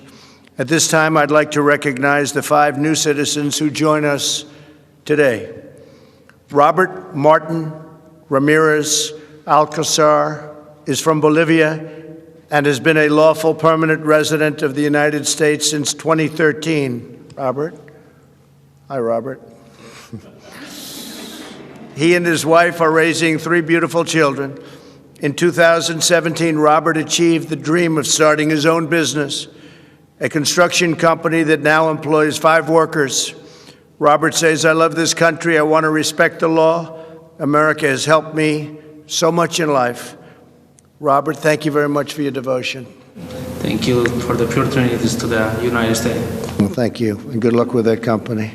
Soon you'll have hundreds of employees, I think, right? It will. Could happen, it will.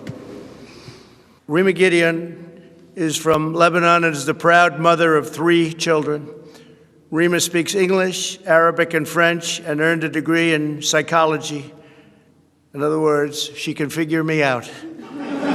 She now works as a daycare teacher in Virginia. Rima says, I feel blessed to be a loyal citizen of the greatest country in the world, a country that has given me the opportunity of a lifetime to realize my potential and my dreams. Rima, congratulations. It's really great. Thank you. That's very good. Thank you very much. I appreciate it. Sudha Sundari Narayan is a phenomenal success, born in India, came to the United States 13 years ago. Sudha is a talented software developer, and she and her husband are raising two beautiful, wonderful children, the apples of your life, right? Yes, they are. Well, thank you very much, and congratulations. Fantastic job. Thank you. Nemet Abdelzim Awalo Said is from Sudan, and that's a beautiful name, and has been a lawful permanent resident since 2012. She is the married mother of three beautiful children, earned a master's degree and PhD in animal nutrition from the University of Wyoming, great place, great state, and she is a trained veterinarian. She's also worked as a substitute teacher for the Alexandria Public School since 2004. That's fantastic. Well, Dibat, thank you very much, and congratulations. It's my honor to be with you. Thank you. Thank you very much. Salah Abdul Samad has been looking forward to this day since he arrived in the United States from Ghana in 2015. Salih speaks 5 languages and works the medical field. Salih says that the American citizenship means everything to me in my life. It cannot be measured or quantified. I have the chance to work hard and succeed in life, to know that I am in the safe country like America. That really is something, because I know they have my back. Salih, thank you very much. Congratulations. Fantastic job. Congratulations to everybody. With the rights and freedoms each of you now enjoys as citizens, there is no dream beyond your wildest reach, because Americans can do anything. Today you have also accepted the profound duties and responsibilities that come with American citizenship. By swearing the oath of allegiance, each of you has entered a sacred and unbreakable covenant with our nation. You have pledged your undying loyalty to the American people, the American Constitution, and the American way of life. The history and heritage of the United States are now yours to preserve and pass down to the next generation. Our culture, our traditions, and our values are now yours to uphold and live by. The rights so dear to every American, granted by us and granted by God and enshrined in our glorious Bill of Rights, are now yours to support, protect, and defend. As citizens, you're now stewards of this magnificent nation, a family comprised of every race, color, religion, and creed. United by the bonds of love, we are one people, sharing one home, saluting one great American flag. Congratulations again to all of you. May God bless you, and may God bless our great country, America. Thank you so much.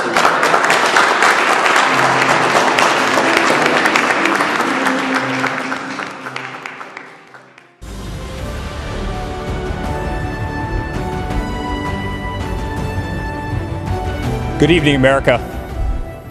When I stood on this convention stage 4 years ago, no one fully understood the historic change that was about to take place. We could all feel it. Something was happening. A movement was forming just below the surface. The forgotten man and woman, voiceless in Washington, D.C., were preparing to rise up. Our movement followed the pattern of so many that came before us. First, we were ignored. Then we were laughed at. Then they fought us. And then, together, we won. From that moment forward, America came first. America started winning again. America became respected again. But with every movement, there's a counter-movement. In the view of the radical Democrats, America is the source of the world's problems. As a result, they believe the only path forward is to erase history and forget the past.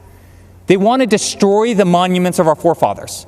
They want to disrespect our flag, burn the stars and stripes that represent patriotism and the American dream. They want to disrespect our national anthem by taking a knee while our armed forces lay down their lives every day to protect our freedom. They do not want the Pledge of Allegiance in our schools. Many of them don't want one nation under God. The Democrats want to defund and disrespect our law enforcement. The Democrats want an America where your thoughts and opinions are censored when they do not align with their own. President Reagan said, "Freedom is never more than one generation away from extinction.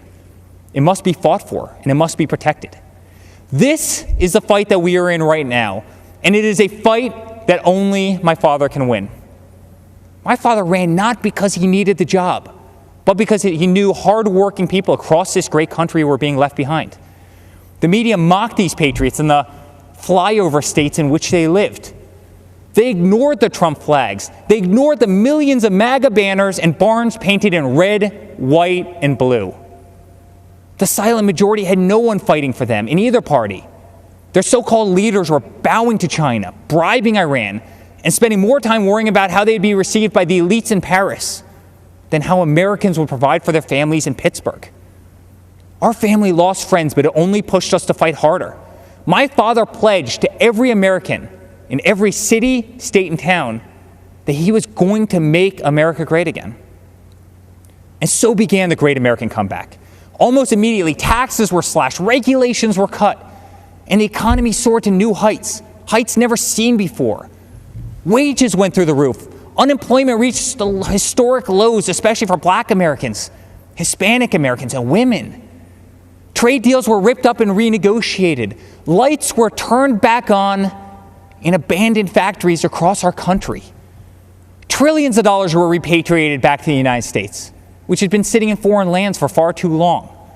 Once again, America became the envy of the world. And with that renewed strength came leverage.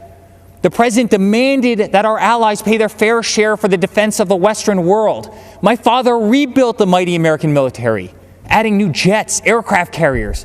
He increased wages for our incredible men and women in uniform. He expanded our military defense budget to $721 billion per year. America was no longer weak in the eye of the enemy. The moment President Trump ordered special forces to kill some of the deadliest terrorists on the planet, the day the mighty Moab was dropped on insurgent camps, is the day America took a stance to never be defeated by the enemy. Al-Baghdadi, Soleimani, dead. Over and over, issue after issue, the economy, the wall, the military, trade deals, tax cuts, Supreme Court justices, VA hospitals, prescription drugs, school choice, right to try, moving the embassy to Jerusalem, peace in the Middle East. Never-ending wars were finally ended. Promises made and promises for the first time were kept. Most politicians spend their entire careers in Washington, D.C. and get absolutely nothing accomplished. For example, Joe Biden. Joe Biden is a politician who has been in government for 47 years.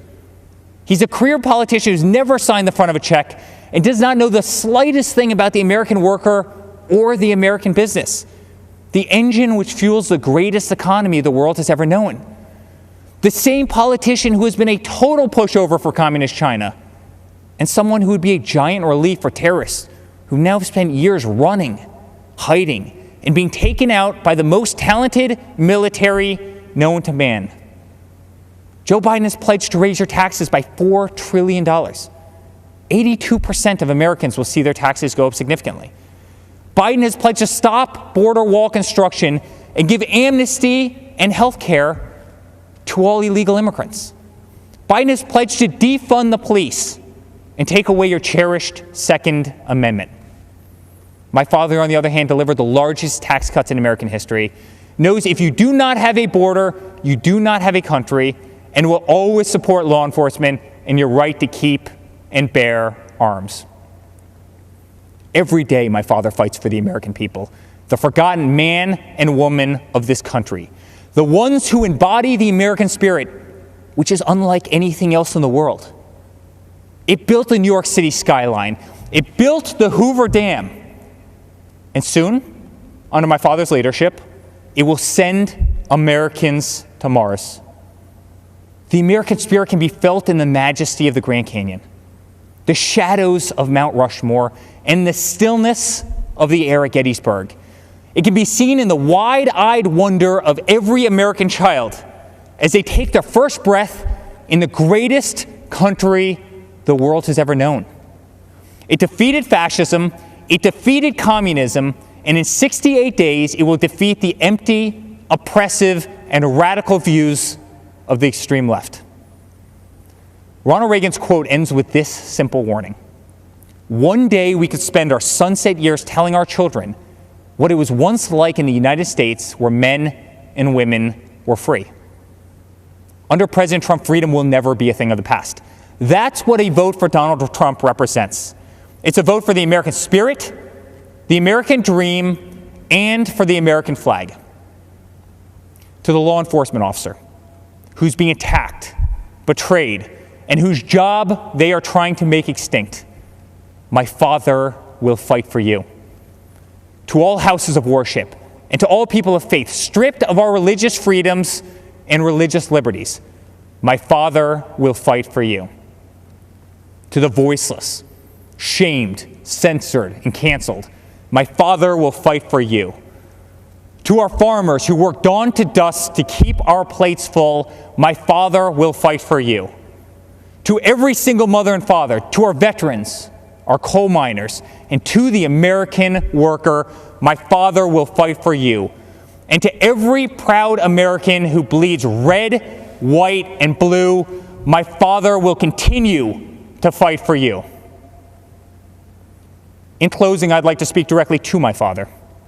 I miss working alongside you every single day, but I'm damn proud to be on the front lines of this fight. I'm proud of what you are doing for this country. I'm proud to show my children what their grandfather is fighting for. I'm proud to watch you give them hell. Never stop. Continue to be unapologetic. Keep fighting for what is right. You are making America strong again. You are making America safe again. You are making America proud again. And yes, together with a forgotten man and woman who are finally forgotten no more, you are making America great again. Dad, let's make Uncle Robert very proud this week. Let's go get another 4 years. I love you very much. God bless you, and God bless the United States of America.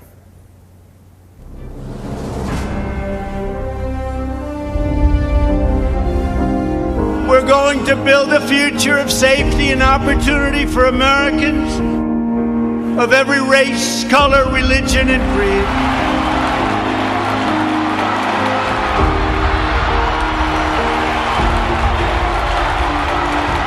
Our president has created such a surplus that when this pandemic hit, he was able to refund Americans without indebting us. We're all better off when former inmates can receive and re-enter society as law-abiding, productive citizens. They now have a chance at more opportunities than they've ever had before.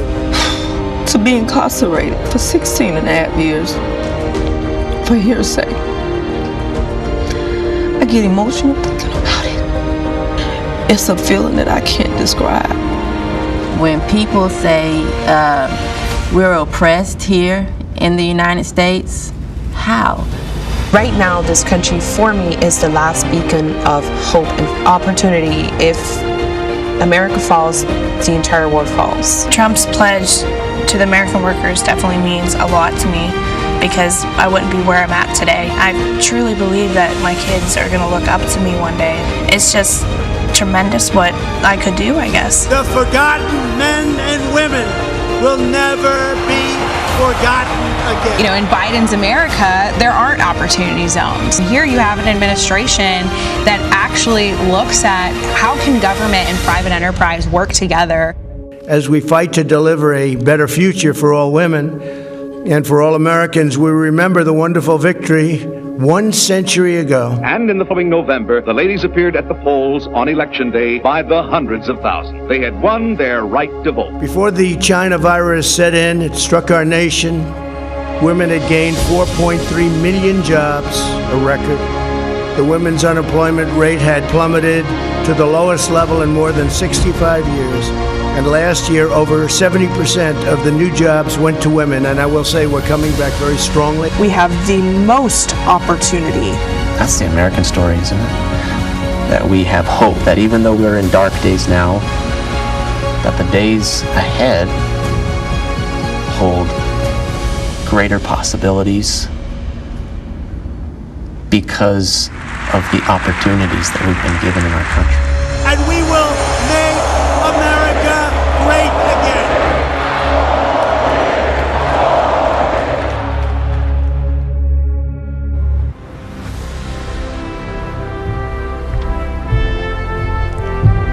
Good evening. My name is Daniel Cameron. I am 34 years old and the first African American Attorney General in Kentucky history. It is an honor to be with you as a proud Republican and supporter of Donald J. Trump. I was raised in Kentucky, just a few miles from Abraham Lincoln's birthplace. Our first Republican president believed in compassion, self-reliance, freedom, equality, and justice. Sadly, there are some who don't believe in this wisdom or in the better angels of our shared American history as they tear down the statues of people like Ulysses S. Grant, Frederick Douglass, and even Mr. Lincoln himself. Lincoln said, "Any nation that does not honor its heroes will not long endure." And for Republicans, our heroes are those who propelled an imperfect nation ever forward, always striving to make life better for everyone. Even as anarchists mindlessly tear up American cities while attacking police and innocent bystanders, we Republicans do recognize those who work in good faith towards peace, justice, and equality.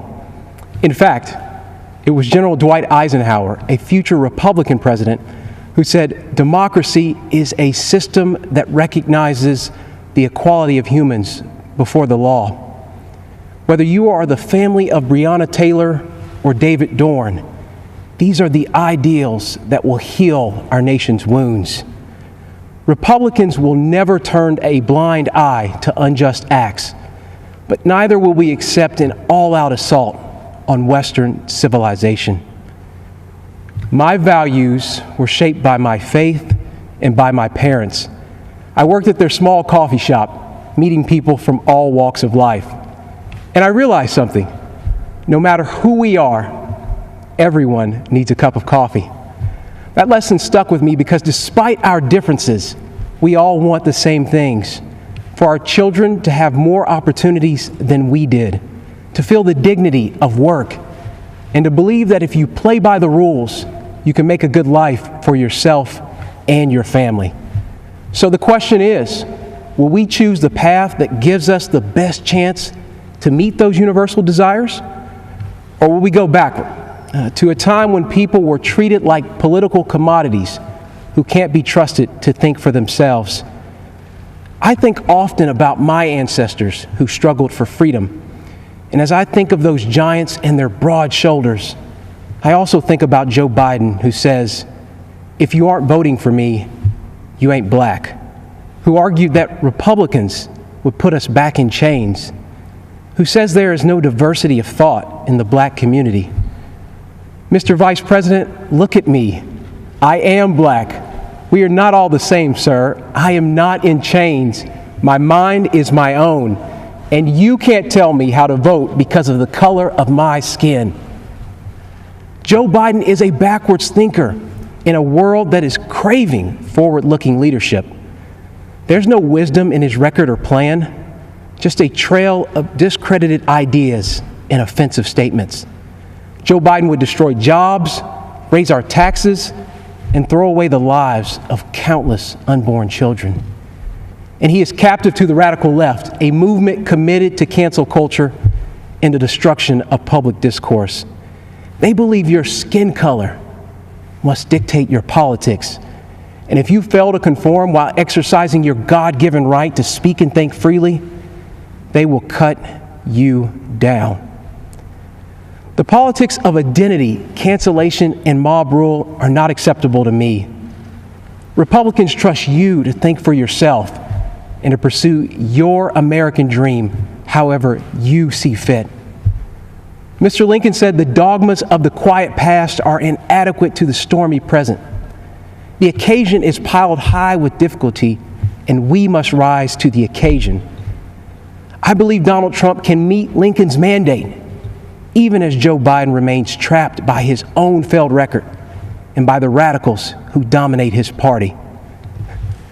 Let's be honest, no one is excited about Joe Biden, and so I ask you to judge the record. On criminal justice reform, Joe Biden couldn't do it, but President Trump did. On the economy, Joe Biden couldn't do it, but President Trump did build an economy that worked for everyone, especially minorities, and he will do it again. And on immigration, Joe Biden promises more to illegal immigrants than he does to you.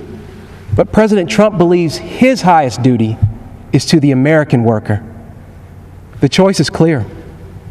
Let me close with something my mom told me. This country's many faces comprise a family, not separate parts to be divided against each other. And like any family, we care for one another. We grieve together. We share our burdens and our struggles, and we celebrate our successes. And though we fuss and fight, we are not enemies. We are Americans, united by a collective faith in our Constitution and laws and the fundamental fairness they represent. We are defenders of life and of individual liberty, and we carry the mantle of Eisenhower and of Reagan to be a force for good in this world, and one that must always be reckoned with. That's my Republican Party, the party of Lincoln, that believes America is an indispensable nation, an evergreen tree, standing tall in a turbulent world. And that's why I am voting for Donald Trump for president. Thank you, and God bless.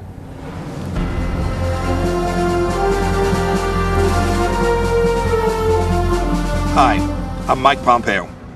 I'm speaking to you from beautiful Jerusalem, looking out over the old city. I have a big job as Susan's husband and Nick's dad. Susan and Nick are more safe, and their freedom's more secure, because President Trump has put his America First vision into action. It may not have made him popular in every foreign capital, but it's worked.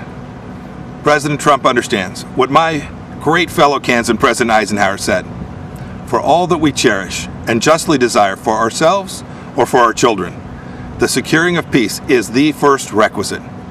Indeed, the primary constitutional function of the national government is ensuring that your family and mine are safe and enjoy the freedom to live, to work, to learn, and to worship as they choose. Delivering on this duty to keep us safe and our freedoms intact, this president has led bold initiatives in nearly every corner of the world. In China, he's pulled back the curtain on the predatory aggression of the Chinese Communist Party. The president has held China accountable for covering up the China virus and allowing it to spread death and economic destruction in America and around the world. And he will not rest until justice is done. He has ensured that the Chinese Communist Party spies posing as diplomats in America are jailed or sent back to China. And he has ended the ridiculously unfair trade arrangement with China that punched a hole in our economy. Those jobs are coming back home.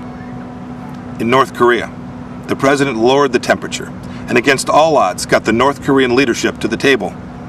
No nuclear tests, no long-range missile tests, and Americans held captive in North Korea came home to their families, as did the precious remains of scores of heroes who fought in Korea. Today, because of President Trump, NATO is stronger, Ukraine has defensive weapon systems, and America left a harmful treaty so our nation can now build missiles to deter Russian aggression. And in the Middle East, when Iran threatened, the president approved a strike that killed the Iranian terrorist Qasem Soleimani. This is the man most responsible for the murder and maiming of hundreds of American soldiers and thousands of Christians across the Middle East. And you'll recall, too, that when the president took office, radical Islamic terrorists had beheaded Americans, and ISIS controlled a territory in the size of Great Britain. Today, Today, because of the president's determination and leadership, the ISIS caliphate is wiped out. It's gone. Its evil leader, Abu Bakr al-Baghdadi, is dead. And our brave soldiers, they're on their way home. The president exited the U.S. from the disastrous nuclear deal with Iran and squeezed the Ayatollah, Hezbollah, and Hamas.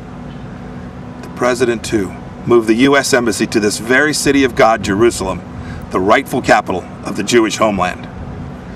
And just 2 weeks ago, the president brokered a historic peace deal between Israel and the United Arab Emirates. This is a deal that our grandchildren will read about in their history books. You know, as a soldier, I saw firsthand people desperate to flee to freedom. The way each of us can best ensure our freedoms is by electing leaders who don't just talk, but who deliver. An American hostage, imprisoned in Turkey for 2 years, Pastor Andrew Brunson, said upon his release that he survived his ordeal with these words of Scripture: "Be faithful, endure, and finish well. If we stay the course, we will." May God richly bless you, and may God bless our great nation, the United States of America.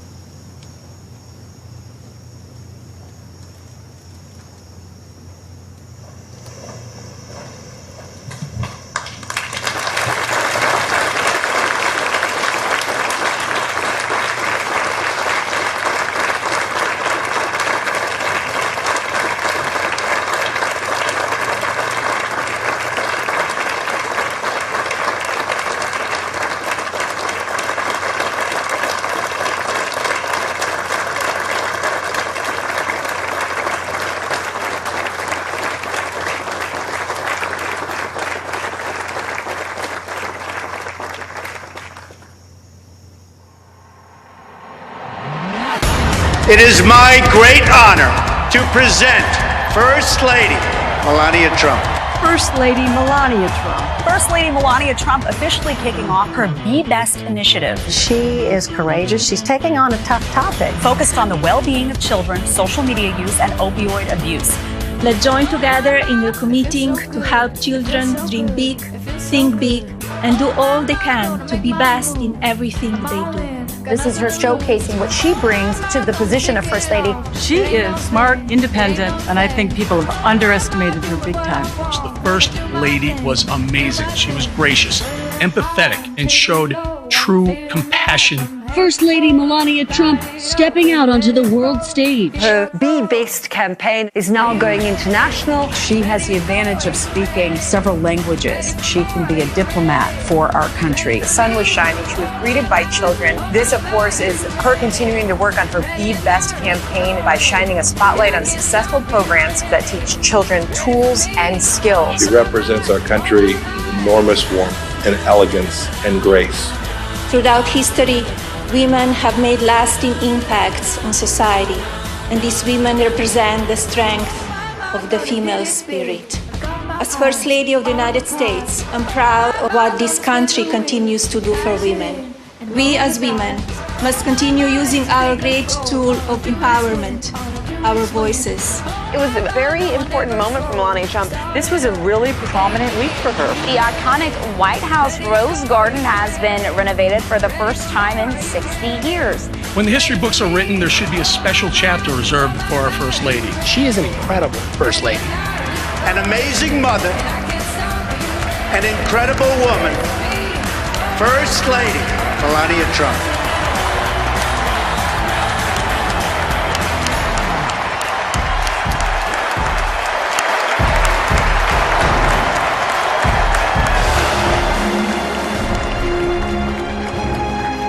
Ladies and gentlemen, please welcome the First Lady of the United States, Mrs. Melania Trump.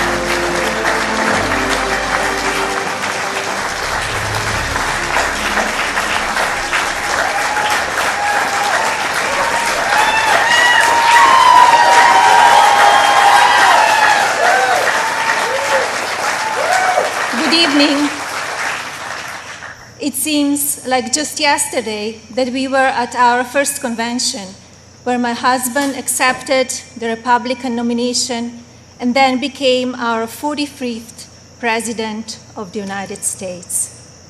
Yet the energy and enthusiasm for who should lead this nation, it is real today as it was 4 years ago.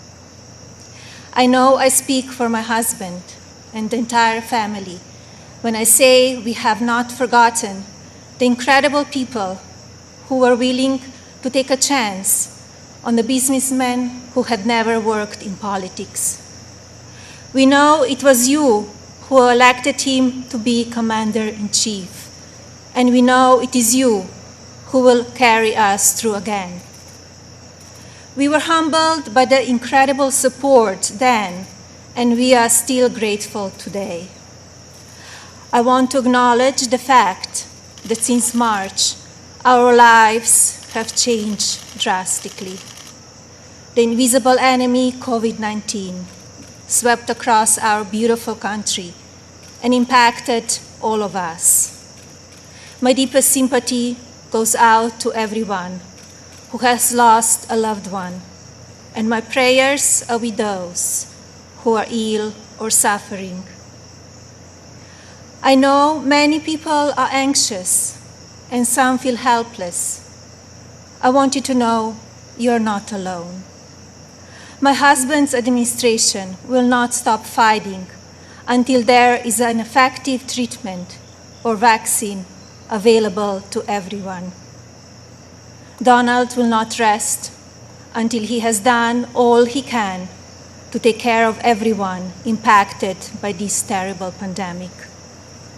I want to extend my gratitude to all of the healthcare professionals, frontline workers and teachers who stepped up in these difficult times. Despite the risk to yourselves and your own families, you put our country first, and my husband and I are grateful. I have been moved by the way Americans have come together in such an unfamiliar and often frightening situation.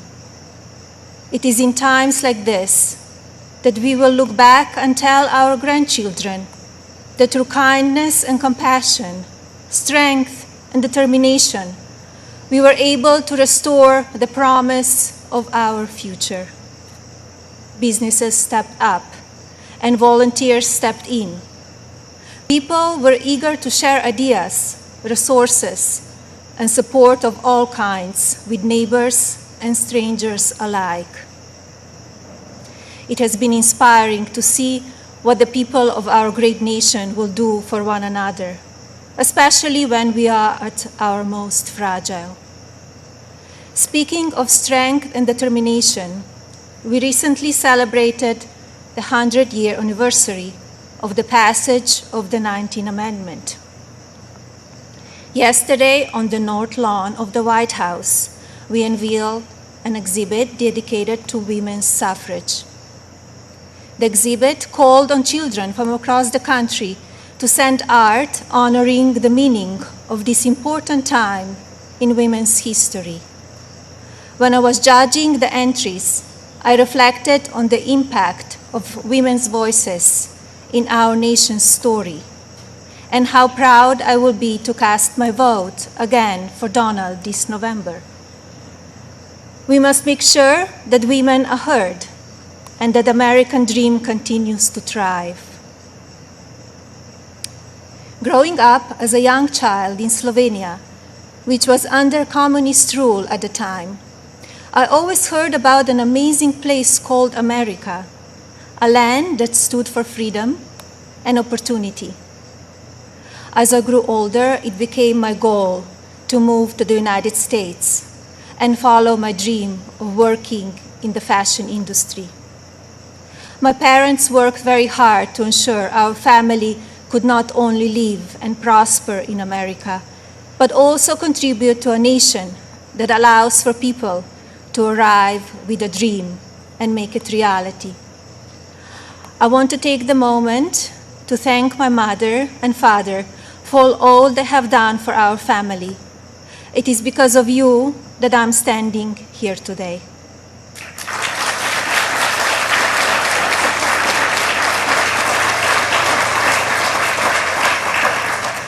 I arrived in the United States when I was 26 years old. Living and working in the land of opportunity was a dream come true, but I wanted more. I wanted to be a citizen. After 10 years of paperwork and patience, I studied for the test in 2006 and became an American citizen.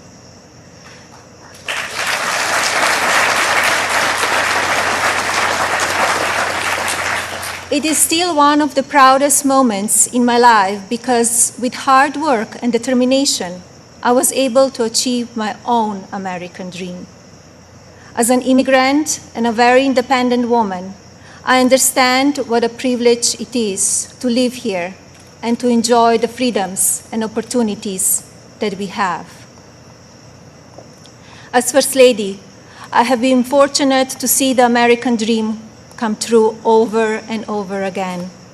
I have met many inspiring women, children, parents, and families who have overcome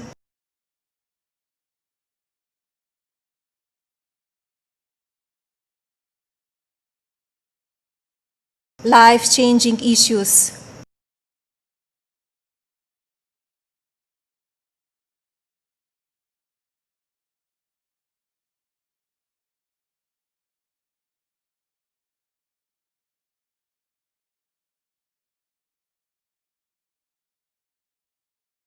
Challenges that would make most people give up. The past 3.5 years have been unforgettable. There are no words to describe how honored, humbled, to children of all circumstances who I have met around the world. Thank you for inspiring me. It is my greatest honor to serve you.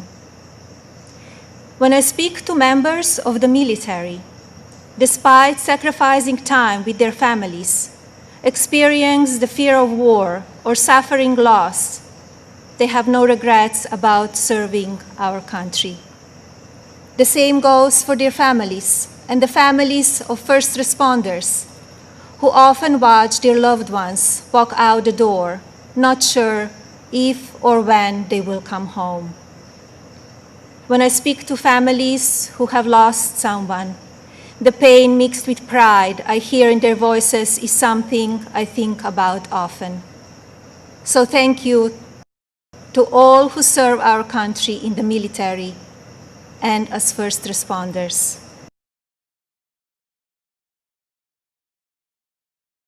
And thank you to the families who wait for them. You are all heroes in your own right. I have also been moved by the many children and families I've spent time with at hospitals, schools, and other locations around the world. Children who are dealing with pain or illness that would break even the strongest adult. Parents who are grateful to wake up every day and see that their child is still alive. These families are a testament to what faith and medicine, strength and science can do. On my first international trip as First Lady, my husband and I visited places of great significance to the three major religions, Islam, Christianity, and Judaism. One special memory from that trip is of a young boy I had privilege of visiting while at Bambino Gesù Hospital in Rome, Italy. While there, I read the little boy a story and learned that he and his family had been waiting for a heart for a very long time, and he had a grim prognosis. His situation brought my staff and me to tears, and we spoke of a little else as we flew to Belgium for the next part of our trip. Upon landing just a few hours later, we learned that a heart had been donated and would be going to the little one. I think about him often, along with so many amazing and strong young patients across our own country. More profound and sadly unavoidable examples of our country's strength and character have occurred in the communities that have been impacted by natural disasters.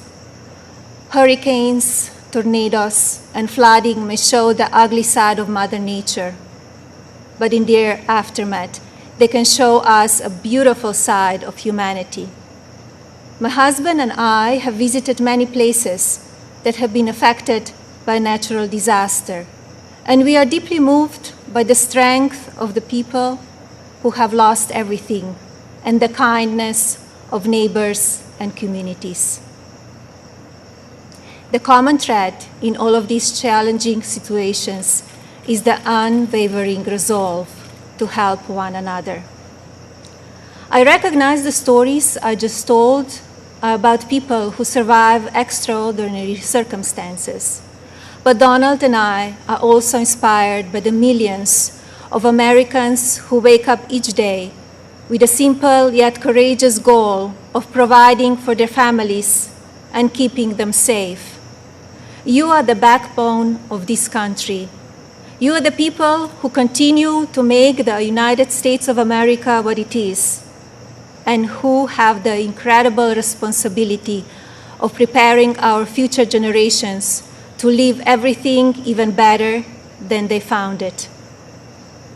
Just as you are fighting for your families, my husband, our family, and the people in this administration are here fighting for you. No matter the amount of negative or false media headlines or attacks from the other side, Donald Trump has not and will not lose focus on you. He loves this country, and he knows how to get things done. As you have learned over the past 5 years, he is not a traditional politician. He doesn't just speak words. He demands action, and he gets results. The future of our country has always been very important to him, and it is something that I have always admired. In fact, it is to help ensure a better future for our next generation that I launched Be Best, my initiative to help children achieve their fullest potential. Be Best has one simple goal: teaching youth about the importance of their well-being, both mentally and physically. This also includes understanding online safety and the dangers of opioid and drug abuse. Through Be Best, my office and I have been able to highlight people, programs, and organizations that are doing extraordinary things in our country and around the world. I continue to believe that by shining a light on these positive examples, others across the country and globe will become inspired to do their part for our next generation. Helping children is not a political goal. It is our moral imperative. When I think back to a defining moment of Be Best, my mind goes to a trip I took to Africa. On that vast and beautiful continent, I was able to visit the countries of Ghana, Malawi, Kenya, and Egypt. One of those visits, in particular, had a profound impact on me. Ghana, on the coast of West Africa, was the first stop on my trip, and I experienced firsthand its warm people and their traditions. While there, I visited the Cape Coast Castle and learned more about the beginning of a cruel and often deadly journey in the era of the slave trade. I was horrified when I listened to the guide tell me so many inhumane stories, and I gained new perspectives. It is time in our history we must never forget, so that we can ensure that it never happens again. Like all of you, I have reflected on the racial unrest in our country. It is a harsh reality that we are not proud of parts of our history. I encourage people to focus on our future while still learning from our past. We must remember that today we are all one community comprised of many races, religions, and ethnicities. Our diverse and storied history is what makes our country strong, and yet we still have so much to learn from one another. With that in mind, I like to call on the citizens of this country to take a moment, pause, and look at things from all perspectives. I urge people to come together in a civil manner so we can work and live up to our standard American ideals. I also ask people to stop the violence and looting being done in the name of justice, and never make assumptions based on the color of a person's skin. Instead of tearing things down, let's reflect on our mistakes, be proud of our evolution, and look to our way forward. Every day, let us remember that we are one nation under God, and we need to cherish one another. My husband's administration has worked to try and effect change when it comes to issues around race and religion in this country. He is the first president to address a special session of the United Nations General Assembly to call upon countries across the world to end religious persecution and honor the right of every person to worship as they choose. He has made substantial investments in our historically black colleges and universities.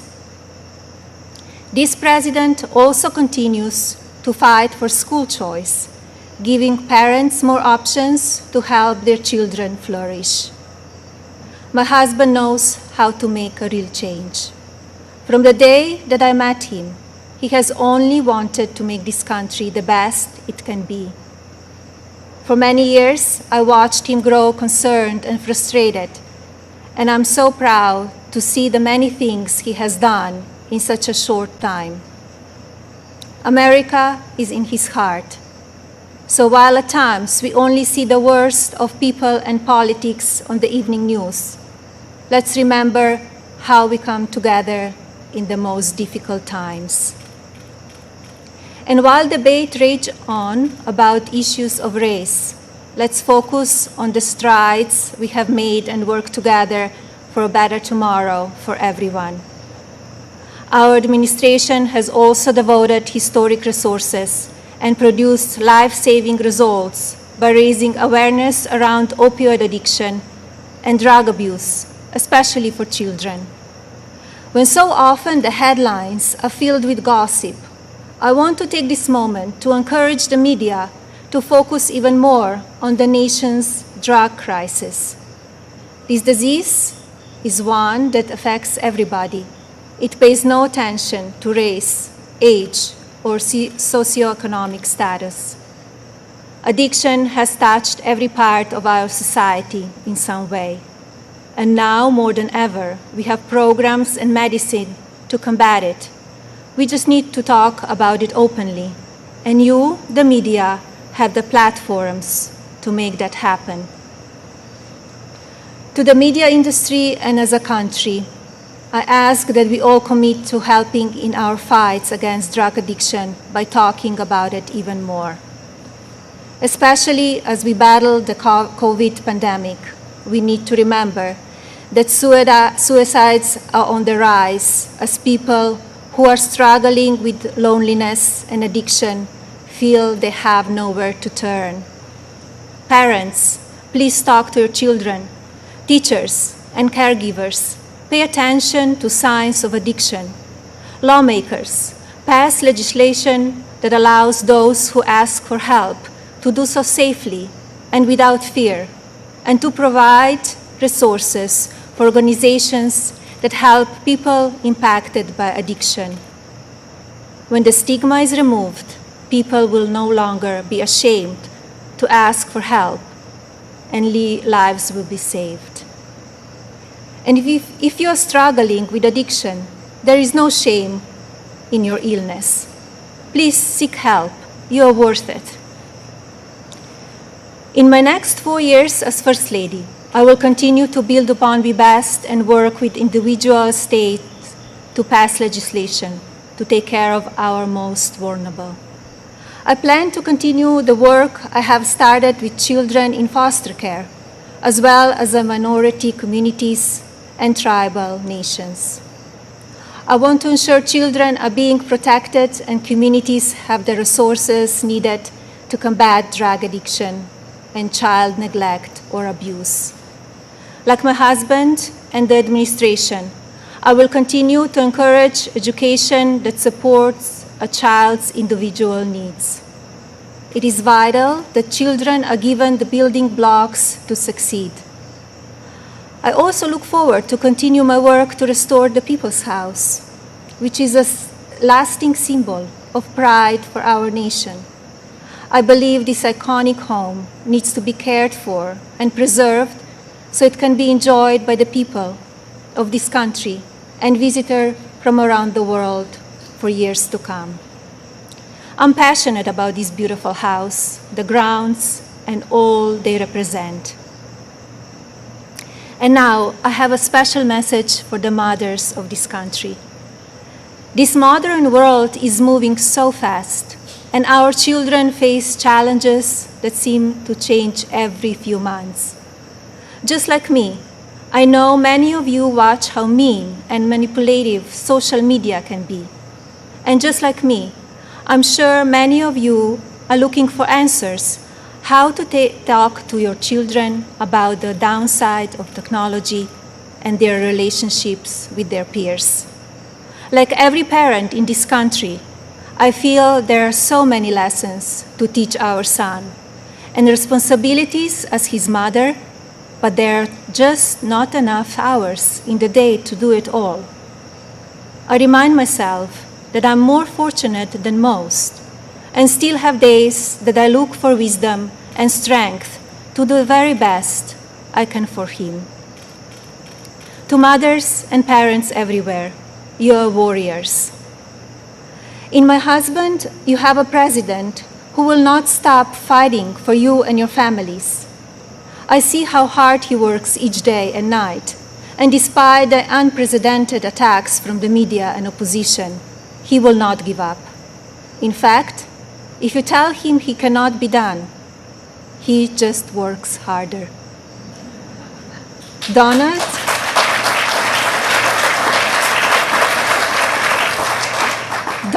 is a husband who supports me in all that I do. He has built an administration with an unprecedented number of women in leadership roles and has fostered an environment where the American people are always the priority. He welcomes different points of view and encourages thinking outside of the box. I know I speak for my husband and the family when I say we are so grateful that you have trusted him to be your president, and we will be honored to serve this incredible country for 4 more years.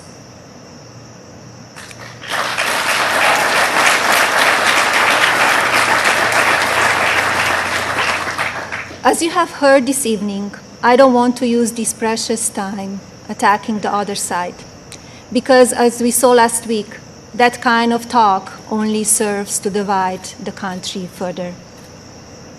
I'm here because we need my husband to be our president and commander-in-chief for 4 more years. He is what is best for our country. We all know Donald Trump makes no secrets about how he feels about things. Total honesty is what we as citizens deserve from our president. Whether you like it or not, you always know what he's thinking. And that is because he's an authentic person who loves this country and its people and wants to continue to make it better.